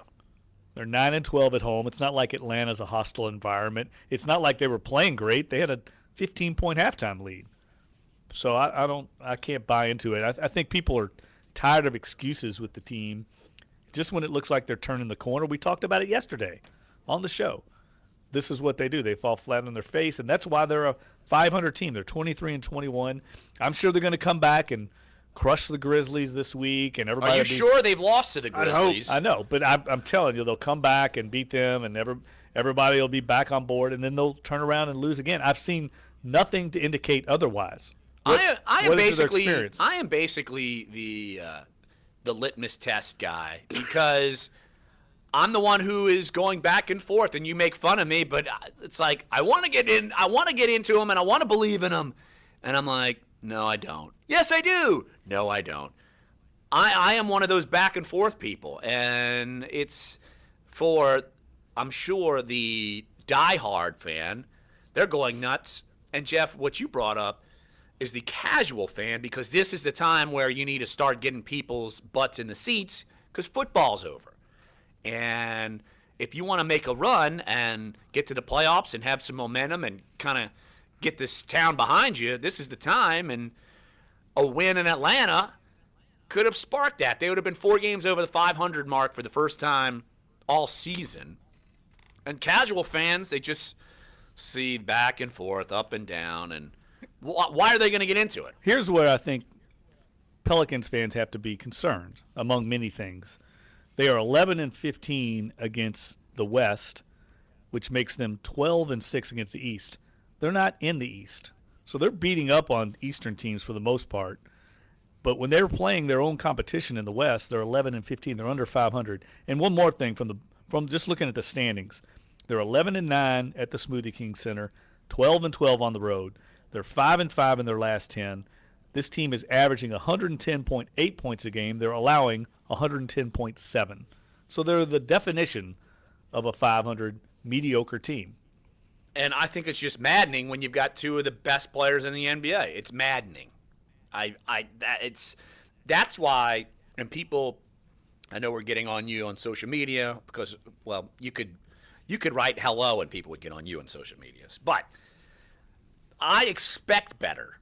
You've got these 2 players, these all-star, and they put up these incredible stat lines, like historical stat lines. I expect better from them, and I'm not seeing it. And I know the expectation maybe, say, odds makers at the beginning of the season, this is probably right around where it is, but I just expect better, and I'm not seeing it. We saw better when it was Chris Paul and David West. That was a different time. That was a different era. I know, but of course they're different teams, but still, I see 2 players. I see 2 players who, in my opinion, I would take Anthony Davis and Boogie Cousins over Chris Paul and David West as far as superstar stud players. Now, they have better complementary pieces around them, and that's where you're coming from, Clyde. Yeah. I know that. Yeah. I get that. That's all I'm saying. Yeah. And I mean, I think that's the only – and I completely agree with your logic of how you're applying the style of play, the type of play, and the type of dominance you could have with two players like that, like two certifiable all-stars. The only thing I would say about this game, and not even talking about just the last two before this, I know we got a caller, is it's not like they lost last night. I mean, they gave up a lead, only scored 10 points in the third quarter, but they had a last shot with 3 seconds left. They were up. I mean, what can you do at that point? You're up with less than 10 seconds left in the game. They hit an absolutely fantastic shot. I think it was Kent Bazemore. Let me see. It was. It was Kent Bazemore with 3.6 seconds left at that point. You have one shot, one tick left to go. And for me, with the night that Anthony Davis had, only scoring 8 points and still technically being in it, I understand the loss is frustrating, but it's not like it's one of those losses that they just pretty much got dominated and got blown out by 20. If this would have been the first time I've seen this, I wouldn't be reacting Also this way. fair. But I've probably seen it 15 times this year. I mean, how many times have they been, 5-5, 6-6, 7-7? I think you brought it up last week, Clyde. Yeah. They've been just back and forth, back and forth. It's just like, what's the point? What's the point? It's like one of the most frustrating teams to watch because me personally, I expect better, and I'm not seeing it. So let's hit the phone lines. 504-260-1280 is the number to get involved. Dave, who we got? Mid-City. Bob in Mid-City. Bob, thanks for calling Dunc and Holder. What you got, Bob? Hey, Larry, Jeff. Hey, saw on the Pelicans a little bit. First-time caller. Used to call your old show. Bob, I recognize the voice, man. It's been a long time. Yeah, it's been a while, man. It's good to hear you in the neighborhood over here, man. Hey, the Pelicans are playing okay. They're, everyone's frustrated, especially now that football season's over, that they're not winning games that we perceive to be easy. And some of it is the numbers as far as the other team, the opponent's record and their accomplishments versus ours. But some of that is also, you can throw that out because a lot of the regular season has to do with who has tired legs, if the team has tired legs, if they're home. And I know that's hard to even factor in when these guys are making $10 million or $25 million a year. It makes you crazy if you start thinking about that. But rather the style that the Pelicans are playing, the Golden State Warriors style, if you will, they're doing pretty good. They got an 8-man rotation that works pretty good, but I see that they sometimes are just collectively tired. You can tell that their legs are tired because they're not making a couple of effort plays. Well, Bob, you saw that last night. Bob, it's like they fell off a cliff last night. Like they were up big and they fell off a cliff. I expect it, from these. Even though we have veterans, they're kind of an inexperienced team because they're putting the team together new. And they're really gotten this thing together this year with this intense style of running and moving the ball quickly and shooting quickly. Well, hey, Bob, appreciate the phone call. Good to hear from you. Don't be a stranger. Yeah, Bob used to be a regular caller on way back in old school radio days. So good to hear from Bob in Mid-City. But he was taking the big picture view, which I think's that's wise. Fair. But the point is, we're not overreacting to one loss, which I think is what people will label this outrage. It's a pattern of behavior over a long period of time, and it's a pattern of excuse making over a long period of time. I would like to see someone get mad every once in a while. I know Alvin does get upset with the team, but I would like to see DeMarcus Cousins or Anthony Davis show some, I don't know, sort of like you on that rant on the bridge. I'd like to see that kind of outrage. I think fans would. In game or after the game, because I think we had this conversation when AD got tossed out of the game earlier this season after Boogie got tossed, and we were like, "Oh no, we can't be having that because we need him on the floor. He's showing too much emotion. He's got to be smarter." No, I'm talking about Boogie slammed the water bottle on the floor. Yeah, they had to clean up the court and everything. Did they win that game? I don't even remember. Yeah, I think they won. Yeah. That We game. were too busy in Saints mode at that point. I wasn't. I honestly That's wasn't the sad paying thing attention. too. The two best wins of the year. The Knicks was Sunday before the Saints game. No one watched that one. And then the Boston game, we were still in a haze of what happened at the Saints game. And those are by far the two best games of the year. And I understand what Bob was saying in the microcosm of the entire season, an 82-game season as a whole. But when you look at a guy like Anthony Davis, who played 50 minutes in overtime game against the Knicks, he played over 40 minutes again in the overtime game against the Celtics, and he plays again 37 minutes last night, and then the most you can get off the bench off the bench is 17 points from Darius Miller, 4 points from Dante Cunningham, and an Ian Clark, who has been a defensive stud, only puts up 8. That's your bench. That's it. You have nobody else come off the bench to help and do anything when these guys are off the floor. And if you don't have that, that's going to be a problem with guys with tired legs. All right, let's take a break right here on the show. When we get back, switch gears, talk a little bit more Saints with Josh Katzenstein, NOLA.com, the Times-Picayune. We'll tie a bow on 2017, start looking ahead to 2018, and what's going to be ahead for the Saints. So come on back. Sports 1280, NOLA.com, and the iHeartRadio app. We're Dunc and Holder. Do the Sean Payton.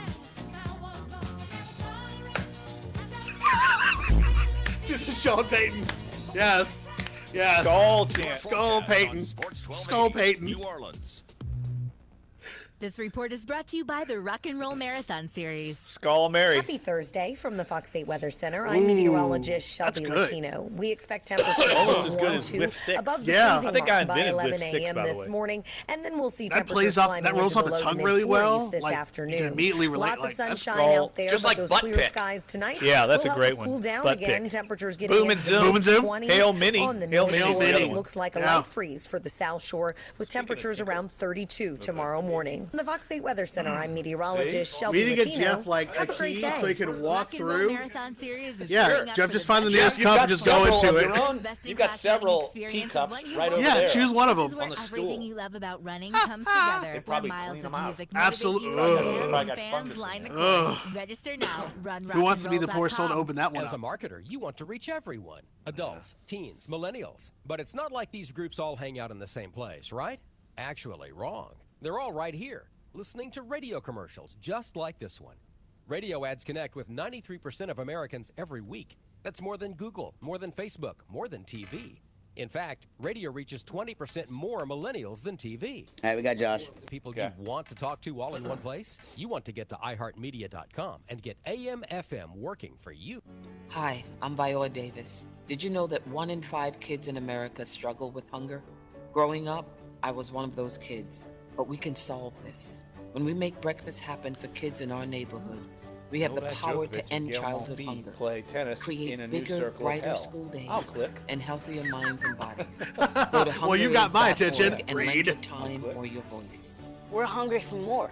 A message from the Albertsons Companies Foundation and the Entertainment Industry Foundation. I was about to say, the draw for the minute is so The crazy at Houston this Rockets point. are losing a pair of players to suspension after an altercation in L.A. Trevor Ariza and Gerald Green being suspended 2 games each for entering the Clippers locker room after Houston's loss Monday. Meanwhile, in San Antonio, it doesn't sound like the Spurs are getting star Kawhi Leonard back anytime soon. The team announcing the small forward will be out indefinitely due to his ongoing quad injury. With just a few days until the Patriots and Jags battle for a trip to the Super Bowl, all eyes on the injured throwing hand of Patriots quarterback Tom Brady, limited yesterday after reports he jammed his right hand in practice. X-rays negative for structural damage.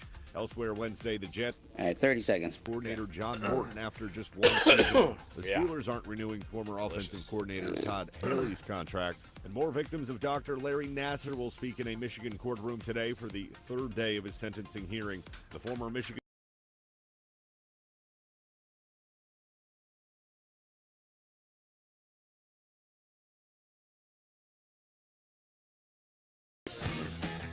Yesterday, one little thing. Yeah, just like it moves. Your teams, your sports 1280 New Orleans. Welcome back, Duncan Holder. Larry Holder, Jeff Duncan, Clyde Verdun here in our NOLA.com Times-Picayune studios. And joining us, Josh Katzenstein of NOLA.com and the Times-Picayune covering the Saints. And maybe he's kicking his feet back a little bit now that the season is over and the off season is going to be upon us quickly. Josh, you were in the locker room on Tuesday. Loss, and you wrote about it. That hasn't subsided. I don't anticipate it will. Just as far as this season is concerned, what were your expectations walking in, and how far did they exceed your expectations in getting to the NFC divisional round?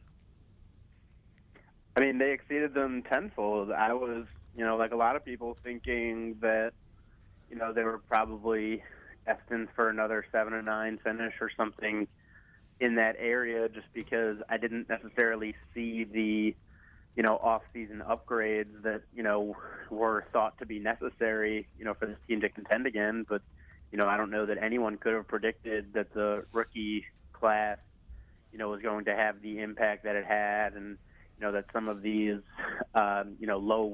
lower-priced free agents were going to come in here and play as well as they did. I mean, I think the Alex Okafor, signing, for the first 10 games that he was playing, was huge for this team and for this defense. So, and then not only for them to win the division, but then to win a playoff game and be in position to win, a second playoff game. I mean, I think, even the most optimistic fans, probably didn't see this coming. All right, Josh, I want to spin it ahead. I don't want to look back. I want to look ahead. Right now, I'm sure that Sean Payton, Mickey Loomis, Jeff Ireland, the brain trust out there is meeting, kind of performing the autopsy on the season and getting ready to compile their to-do list. And we know that signing Drew Brees is going to be number one, so let's put that aside. Other than signing Drew Brees, what's at the top of the list if you're the general manager of the Saints? I mean, I think it has to be addressing the pass rush. I know that's something that they've talked about for years, but I think it still applies. Whether that's as simple as re-signing Okafor, but I don't know that that will necessarily be so simple because A, he proved last year to be worth more than the money that he made, but at the same time he's coming off an injury, so his value is a little bit hard to determine. But they might need to draft a pass rusher. They might need to target someone else in free agency. And then beyond that, I mean, I think, this is a team that's pretty well built. I mean, they have some holes that they probably need to address, safety. I guess the top, other free agent to think about is probably Kenny Vaccaro, and what they decide to do with him, whether it's re-sign or let him test the market. That's probably going to dictate, a lot of the other moves that they make. Josh Katzenstein covers the Saints for NOLA.com and the Times-Picayune, joining us right here on Dunc and Holder. Josh, a lot of people have, even during the season when chiming in on the show, pointing to tight end. And there are all three tight ends are back on the roster next year. They're all under contract.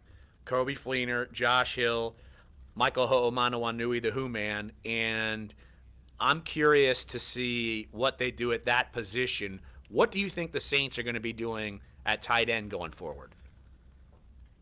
Well, you say all those guys are under contract. That doesn't mean they'll necessarily be back next year. I mean, I think there's definitely a strong chance that this team will consider moving on from Kobe Fleener, just because the production doesn't necessarily match the payment for him, from what we've seen from him the last 2 years. But obviously, they would only do that if they see opportunities to get upgrades in free agency or the draft. But I would certainly, not expect them to just stand pat at that position, whether it's moving on from Fleener or whether it's adding in more competition. I definitely think that's a spot they need to address because until Josh Hill steps up big in those playoff games, I think, the production that they expect in the passing game from the tight end. What do you think they do with Kenny Vaccaro? Do you think they make an offer for him? Do you think he's back? I think they'll probably make an offer. I mean, at this point, you saw the way he impacts your defense and the versatility that he provides, playing nickel, playing safety and all this stuff, being able to rush the passer in addition to cover.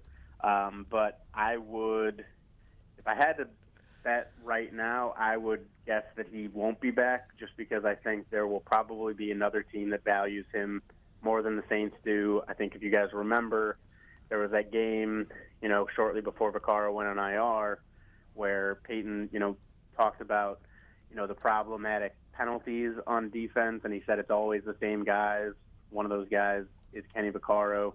So I think, it's going to be a really tough decision for them. Is this the guy who's certainly capable of being a playmaker, but, if you can't trust him to, avoid the costly penalties, and that, Von Bell, is ready to, handle the starter role, then I don't know that, the Saints will be willing to pay Vaccaro what he probably will command on the market. Josh, what are your thoughts at cornerback? Obviously, they've got Marshawn Lattimore, but I would assume that the Saints would be in the cornerback market. What are your thoughts on maybe the Saints looking at an upgrade there? I don't know. I think that's probably one thing that, people are maybe overblowing a little bit. I think you have Lattimore and Crawley and P.J. Williams, all coming back. I think there's a chance that they will, re-sign Delvin Breaux, who's a restricted free agent. And certainly, every team is always looking for more good cornerbacks. You can never have enough. But I can't imagine that they'll be in the top of market cornerback class, with whoever gets out there to the market. And then I can't imagine that they're going to spend a high draft pick when they already, have, 3 or 4 capable starters on their team. So, there's certainly a chance that they surprise us, or surprise me, I should say. But I think cornerback is less of a need than some other positions right now. Josh, do you have a bead at all right now on where their cap space stands heading into this offseason and what potential moves they could make maybe to free up more money? Because we know they're going to have to make some massive offer, I would assume, to Breeze, and I'm wondering just how much that's going to eat up what they have available to make some additions in the offseason. So I haven't had a chance to look yet at the cap space, but, based on what I remember seeing, they're still one of the, cap poor teams in the league just based on all the dead money that they've accumulated over the last few years. The Breeze deal, depending on how they structure it, might not set them back as much as you might think, just because with the deal that he did last year, he actually already has $18 million in dead cap space for 2018. So if they get a deal done with him before free agency begins, they can, maneuver some of that money into the future. So, whatever 20x million they pay him, that might not, hurt them as badly, because if they can push that other 18 million back, which again, not the smartest financial planning necessarily, but I don't know that, signing Breeze is going to necessarily prevent them from, signing other players. I think probably the easiest way to clear some space would be cutting Kobe Fleener, as I said earlier. But other than that, I don't really know that there's a ton they can do to, clear out more space. Josh Katzenstein covers the Saints for NOLA.com, the Times-Picayune, joining us right here on Dunc and Holder. Wide receiver. Look, you look at Willie Snead and Brandon Coleman, they're restricted free agents. And right now, the Saints are going to be good with Michael Thomas. I would assume they're just fine with having Ted Ginn come back. What do you feel like they do at that position? So that's another one where it's hard to say, just because I think they certainly have a need for another receiver. But if you look at just the way Sean Payton has run this offense, I mean, they haven't really, spent a ton of money on that position, over the course of his time here. I mean, I think when you have Michael Thomas, they'll have Ted Ginn, as you mentioned, and then they could get Brandon Coleman, Willie Snead back for pretty cheap. They like Austin Carr's potential. I definitely think there's a chance that they would draft a receiver, pretty high, when the draft starts, but I don't know necessarily that they're going to maximize his value, just because the ball is still going to go to Michael Thomas. It's still going to go to whoever the deep threat is. I assume that'll be Ginn more so than a rookie. And then, so as much as they need someone else who can get open, I think, you sort of hope that, either Coleman or Snead, if they re-sign, can, show some improvement this year, because, that's not an asset. Like, whoever they draft at wide receiver isn't going to come here and do what Michael Thomas did in 2016, just because you can't spread the ball around that much. The ball is still going to go to, the receivers that I mentioned, in addition to Kamara, Mark Ingram, and whoever the tight end is. So I do think it's a need. I do think it would, help them put more pressure on opposing defenses if they had another, guy, whether it's a slot guy or another physical guy on the outside. I just don't know that the value of what they would attain is necessarily going to match, what fans are hoping for. Josh, this is the time of year when We see a lot of coaching staff changes. Do you anticipate this group coming back intact? Because I think we all agree the defensive side of the ball was much improved with the changes that were made there, but there was some changes in the special teams area. I know they brought in Mike Westhoff. We have no idea if that was a temporary thing. So what do you anticipate happening with Sean Payton's staff? I think most of them should be back. I definitely think there's a chance they'll make changes to special teams, like you said. Whether Westhoff comes back or not, I mean, I think if you're Bradford Banta or Kevin O'Day, you have to sort of think, this guy took my job sort of away from me to bring in, Mike Westhoff. So certainly I think, the relationship, is damaged at least a little bit. So I wouldn't be surprised to see either of those guys look for jobs elsewhere and for the Saints to grant them, that opportunity. But I don't know what the future holds for Mike Westhoff. I know he actually is going to need another knee surgery. He's had a bunch, over the course of his coaching career. So, at his age, I don't know that he necessarily wants to come back and go through the full year routine because, we talked about when he joined the Saints, the desire for him to come back was certainly elevated when he knew he didn't have to go through the training camp and in the offseason and all that stuff. He could just come in and help them, get to the playoffs and advance in the playoffs. Beyond that, I mean, I think there's definitely some good young coaches on this team that should down the road get some looks as coordinators. I would say Aaron Glenn, the defensive backs coach, as well as Ryan Nielsen, the defensive line coach. I think they definitely have some fans around the league. But I don't know, that either of those guys are going to be in high demand this year once all the other head coaches around the NFL are in place. Josh Katzenstein covers the Saints for NOLA.com and the Times-Picayune. Hey, Josh, appreciate the time, and we'll probably be talking to you less lately. Oh, I'm so used to our Thursday chats. Well, you can call me anytime, Larry. You have my number, but my water just finished boiling, so I'm going to go, take care of some things. You can come to my house, Algiers, baby. Take a shower, drink your water, eat your ice, do whatever you want. But don't use a lot of electricity while doing it. Why? I know you're kidding, but I might take you up on that. Careful, there are brain-eating amoebas out there. No, they're not in Algiers.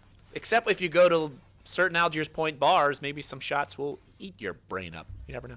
I felt like I was venturing into that area when we went to the West Bank. I feel like you know by experience, bro. Teamed up with Larry after his head shearing. He wanted to go back to his more comfortable I made Josh and Jeff come to my neck of the woods. Josh liked the scenery, right? He risked life and limb and brain-eating amoebas by going across Josh liked the scenery, by the way. He did. He did. The lead singer. The lead singer of the band, remember? Oh, that's true. Yeah, I sort of remember. Don't be putting Josh on blast like that.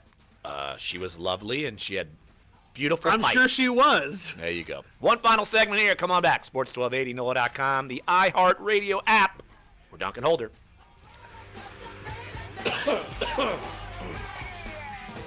Tom Long emails me.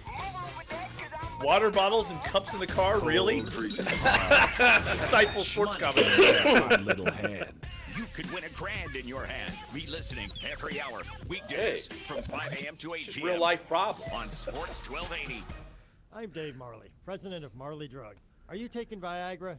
Oh, now, God. you can get sildenafil, the active ingredient in Viagra, in generic Nope. 20 milligrams for $2 per tablet. That's a savings of $50 per dose. Limp. That was a limp Marley Drug, throw. North Carolina Fleener's Pharmacy, cap delivering number generic next year is $8 sildenafil to million. your door. Yeah, somebody asked about that. Yeah, someone asked.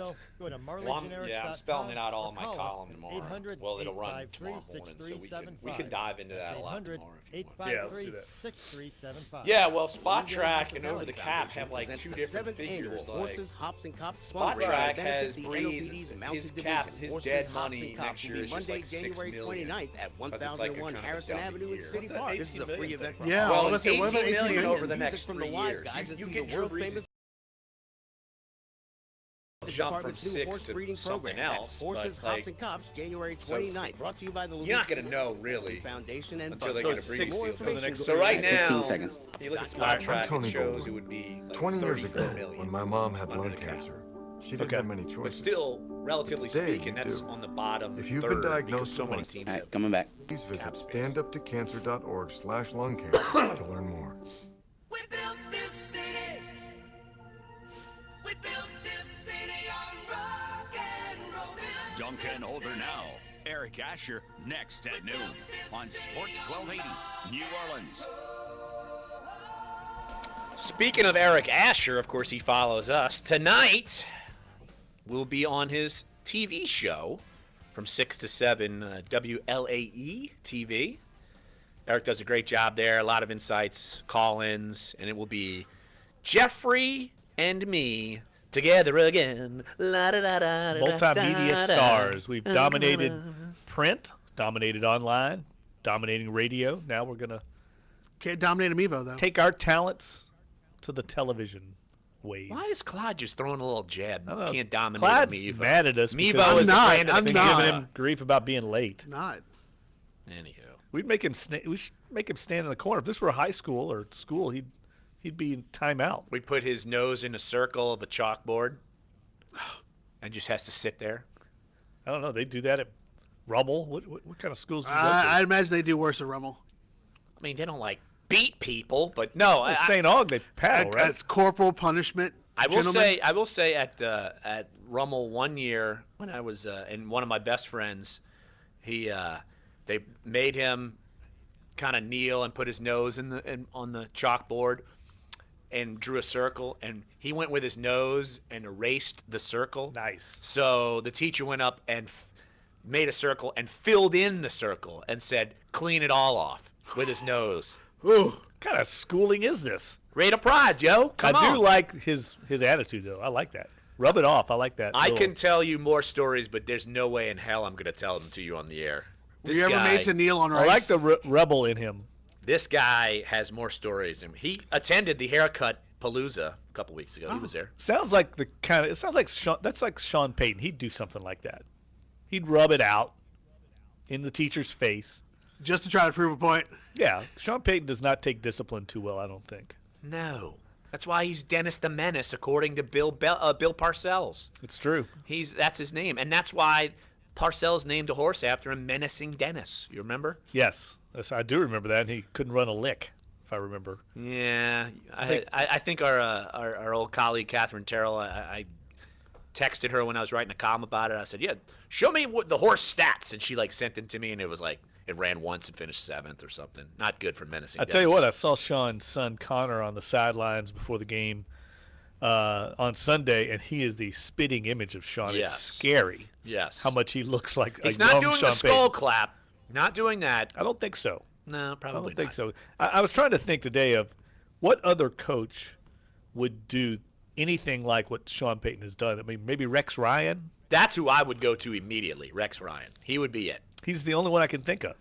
Yeah. Would you ever see Bill Belichick doing the skull clap after a game? And here's Honestly, the other thing. could you see Bill Belichick cooking eggs? I just don't. I can. I can see him cooking eggs. Yeah, because it's about as boring and safe as you can do in the kitchen. His robes. And then there's sleeveless. sleeveless cutoff long pants, but then he turns into shorts with the frayed edges. I know a coach who would do it, but he's not in the NFL. He was in the NFL. Lane Kiffin. Lane Kiffin would certainly do that. He would, if they would ever play Alabama, and it would be him against Saban, and if somehow Lane Kiffin pulled off the miracle, he would run around with his arm and pretend like it's a trunk, and he would do anything to needle them. Here's what I would say. I'm trying to formulate my opinion on this column I'm writing about Sean Payton, and I want to get your all's thoughts on this. I think, we hear a lot from Saints fans that say they love it. Obviously they like arrogant, cocky Sean Payton, and they say that is why the team is good. I actually think it's the opposite. This is the chicken or the egg argument. I think Sean Payton does that because he knows his team is good. He wasn't doing that the last 3 years because he had a 7-9 team, and he didn't feel like he could afford to do it. But I think when he's got a good team, that comes out in Sean Payton. And the reason I bring that up is I don't think you'd ever see him do any antics like that if they ever played like the Patriots, for instance. But he's buddies with Mike Zimmer. Like what? I Well, you know what I'm saying, but no, that. not the Zimmer thing. It's not that. It's they might lose to the Patriots, so he's not going to do it in that kind of game. I think that's more along the lines. What I'm saying is, I don't think in the chicken or the egg argument, I don't think the team is good because Sean Payton is doing these things. I think Sean Payton's doing these things because the team is good. Right, and the argument I know from Saints fans is that I'd rather see that than the disengaged Sean Payton we've seen for the past 3 years. I can tell you behind the scenes he wasn't disengaged. He's still doing game plans, and they just weren't that good, and that's why you didn't see him mocking anyone. That's what I'm saying. He's chewing people out. That's what you're seeing. He was disengaged. That's not the right word. He just wasn't cocky and arrogant because his team wasn't that good. That's Right. my point. I agree with that. You know, they were 7-9, so he's not going to be out there doing the skull clap. It's 7-9. And it doesn't. Look, people have gotten on you and me outside of the show as far as, the old social media world. And it's not that in the grand scheme of things, it's Sean Payton doing some sort of something criminal that you should never. I mean, come on. No, that's not the point. But it's just like, why? I don't understand the point of doing that. Be fired up. I just don't understand the point in trying to rub it in someone's face, and then it blows up in your face. I mean, come on. You just look like a bad winner, in my opinion. And he lost. So he looks even worse. He looks like a cad. 2 minutes. You called him a goob. Same thing. I call him a goob. He looked like a goob. Yeah, he definitely. It's not a bad. It's a bad look, and really the only people out in Saints camp that can rein Sean in are Mickey Loomis and Tom Benson. Those are the only two, and I don't even know if they can do it at this point. Well, you can't do it if it's impulsive and he just does it. I mean, right. That's what I'm saying. Yeah, but look, it's not the reason why they lost. It's not this, that, the other. No, we're not overreacting to it. It's just bad luck. It's not good. It's about sportsmanship, and it's about how, as the face of an organization, you go about handling your business, and about how, as the face, like literally, if you ask Saints fans if they think about a face, like some will say player, some will say Sean Payton. If that is the face that you're projecting out, I think you have every right to be able to say you have questions about it, because you don't want the face of your organization, the face of your franchise. If the last thing, let's say something happened and this was the last thing we remembered him for, if he never coached again, that'd be a terrible way to go out. Well, he's not going anywhere. So there's that. But he's not. No, there's that. Absolutely. We're not talking about that. Look, the fact we're talking about gestures and are they? He's not like flipping anyone off. So but people love to talk about morality and how it falls in their court. Well, some people love it, some people don't. Look, I mean, people are questioning my morality. If you need a pea We cup do it or not. every day. Oh, here we go. You need a pea cup. Thought we were going to get out of here without that. Nope. I knew we wouldn't. No way. Want to thank Thomas Morstead. Want to thank Josh Katzenstein. Want to thank Todd Graffinini. Great show, even with the pea cup talk. You want to go back, sports1280.com, NOLA.com, iTunes, SoundCloud, YouTube page. Eric Asher coming up next, so don't go anywhere here. Sports1280, NOLA.com, and the iHeartRadio app. Duncan Holder. 166,000 donations now. It's going to get $200,000 easy.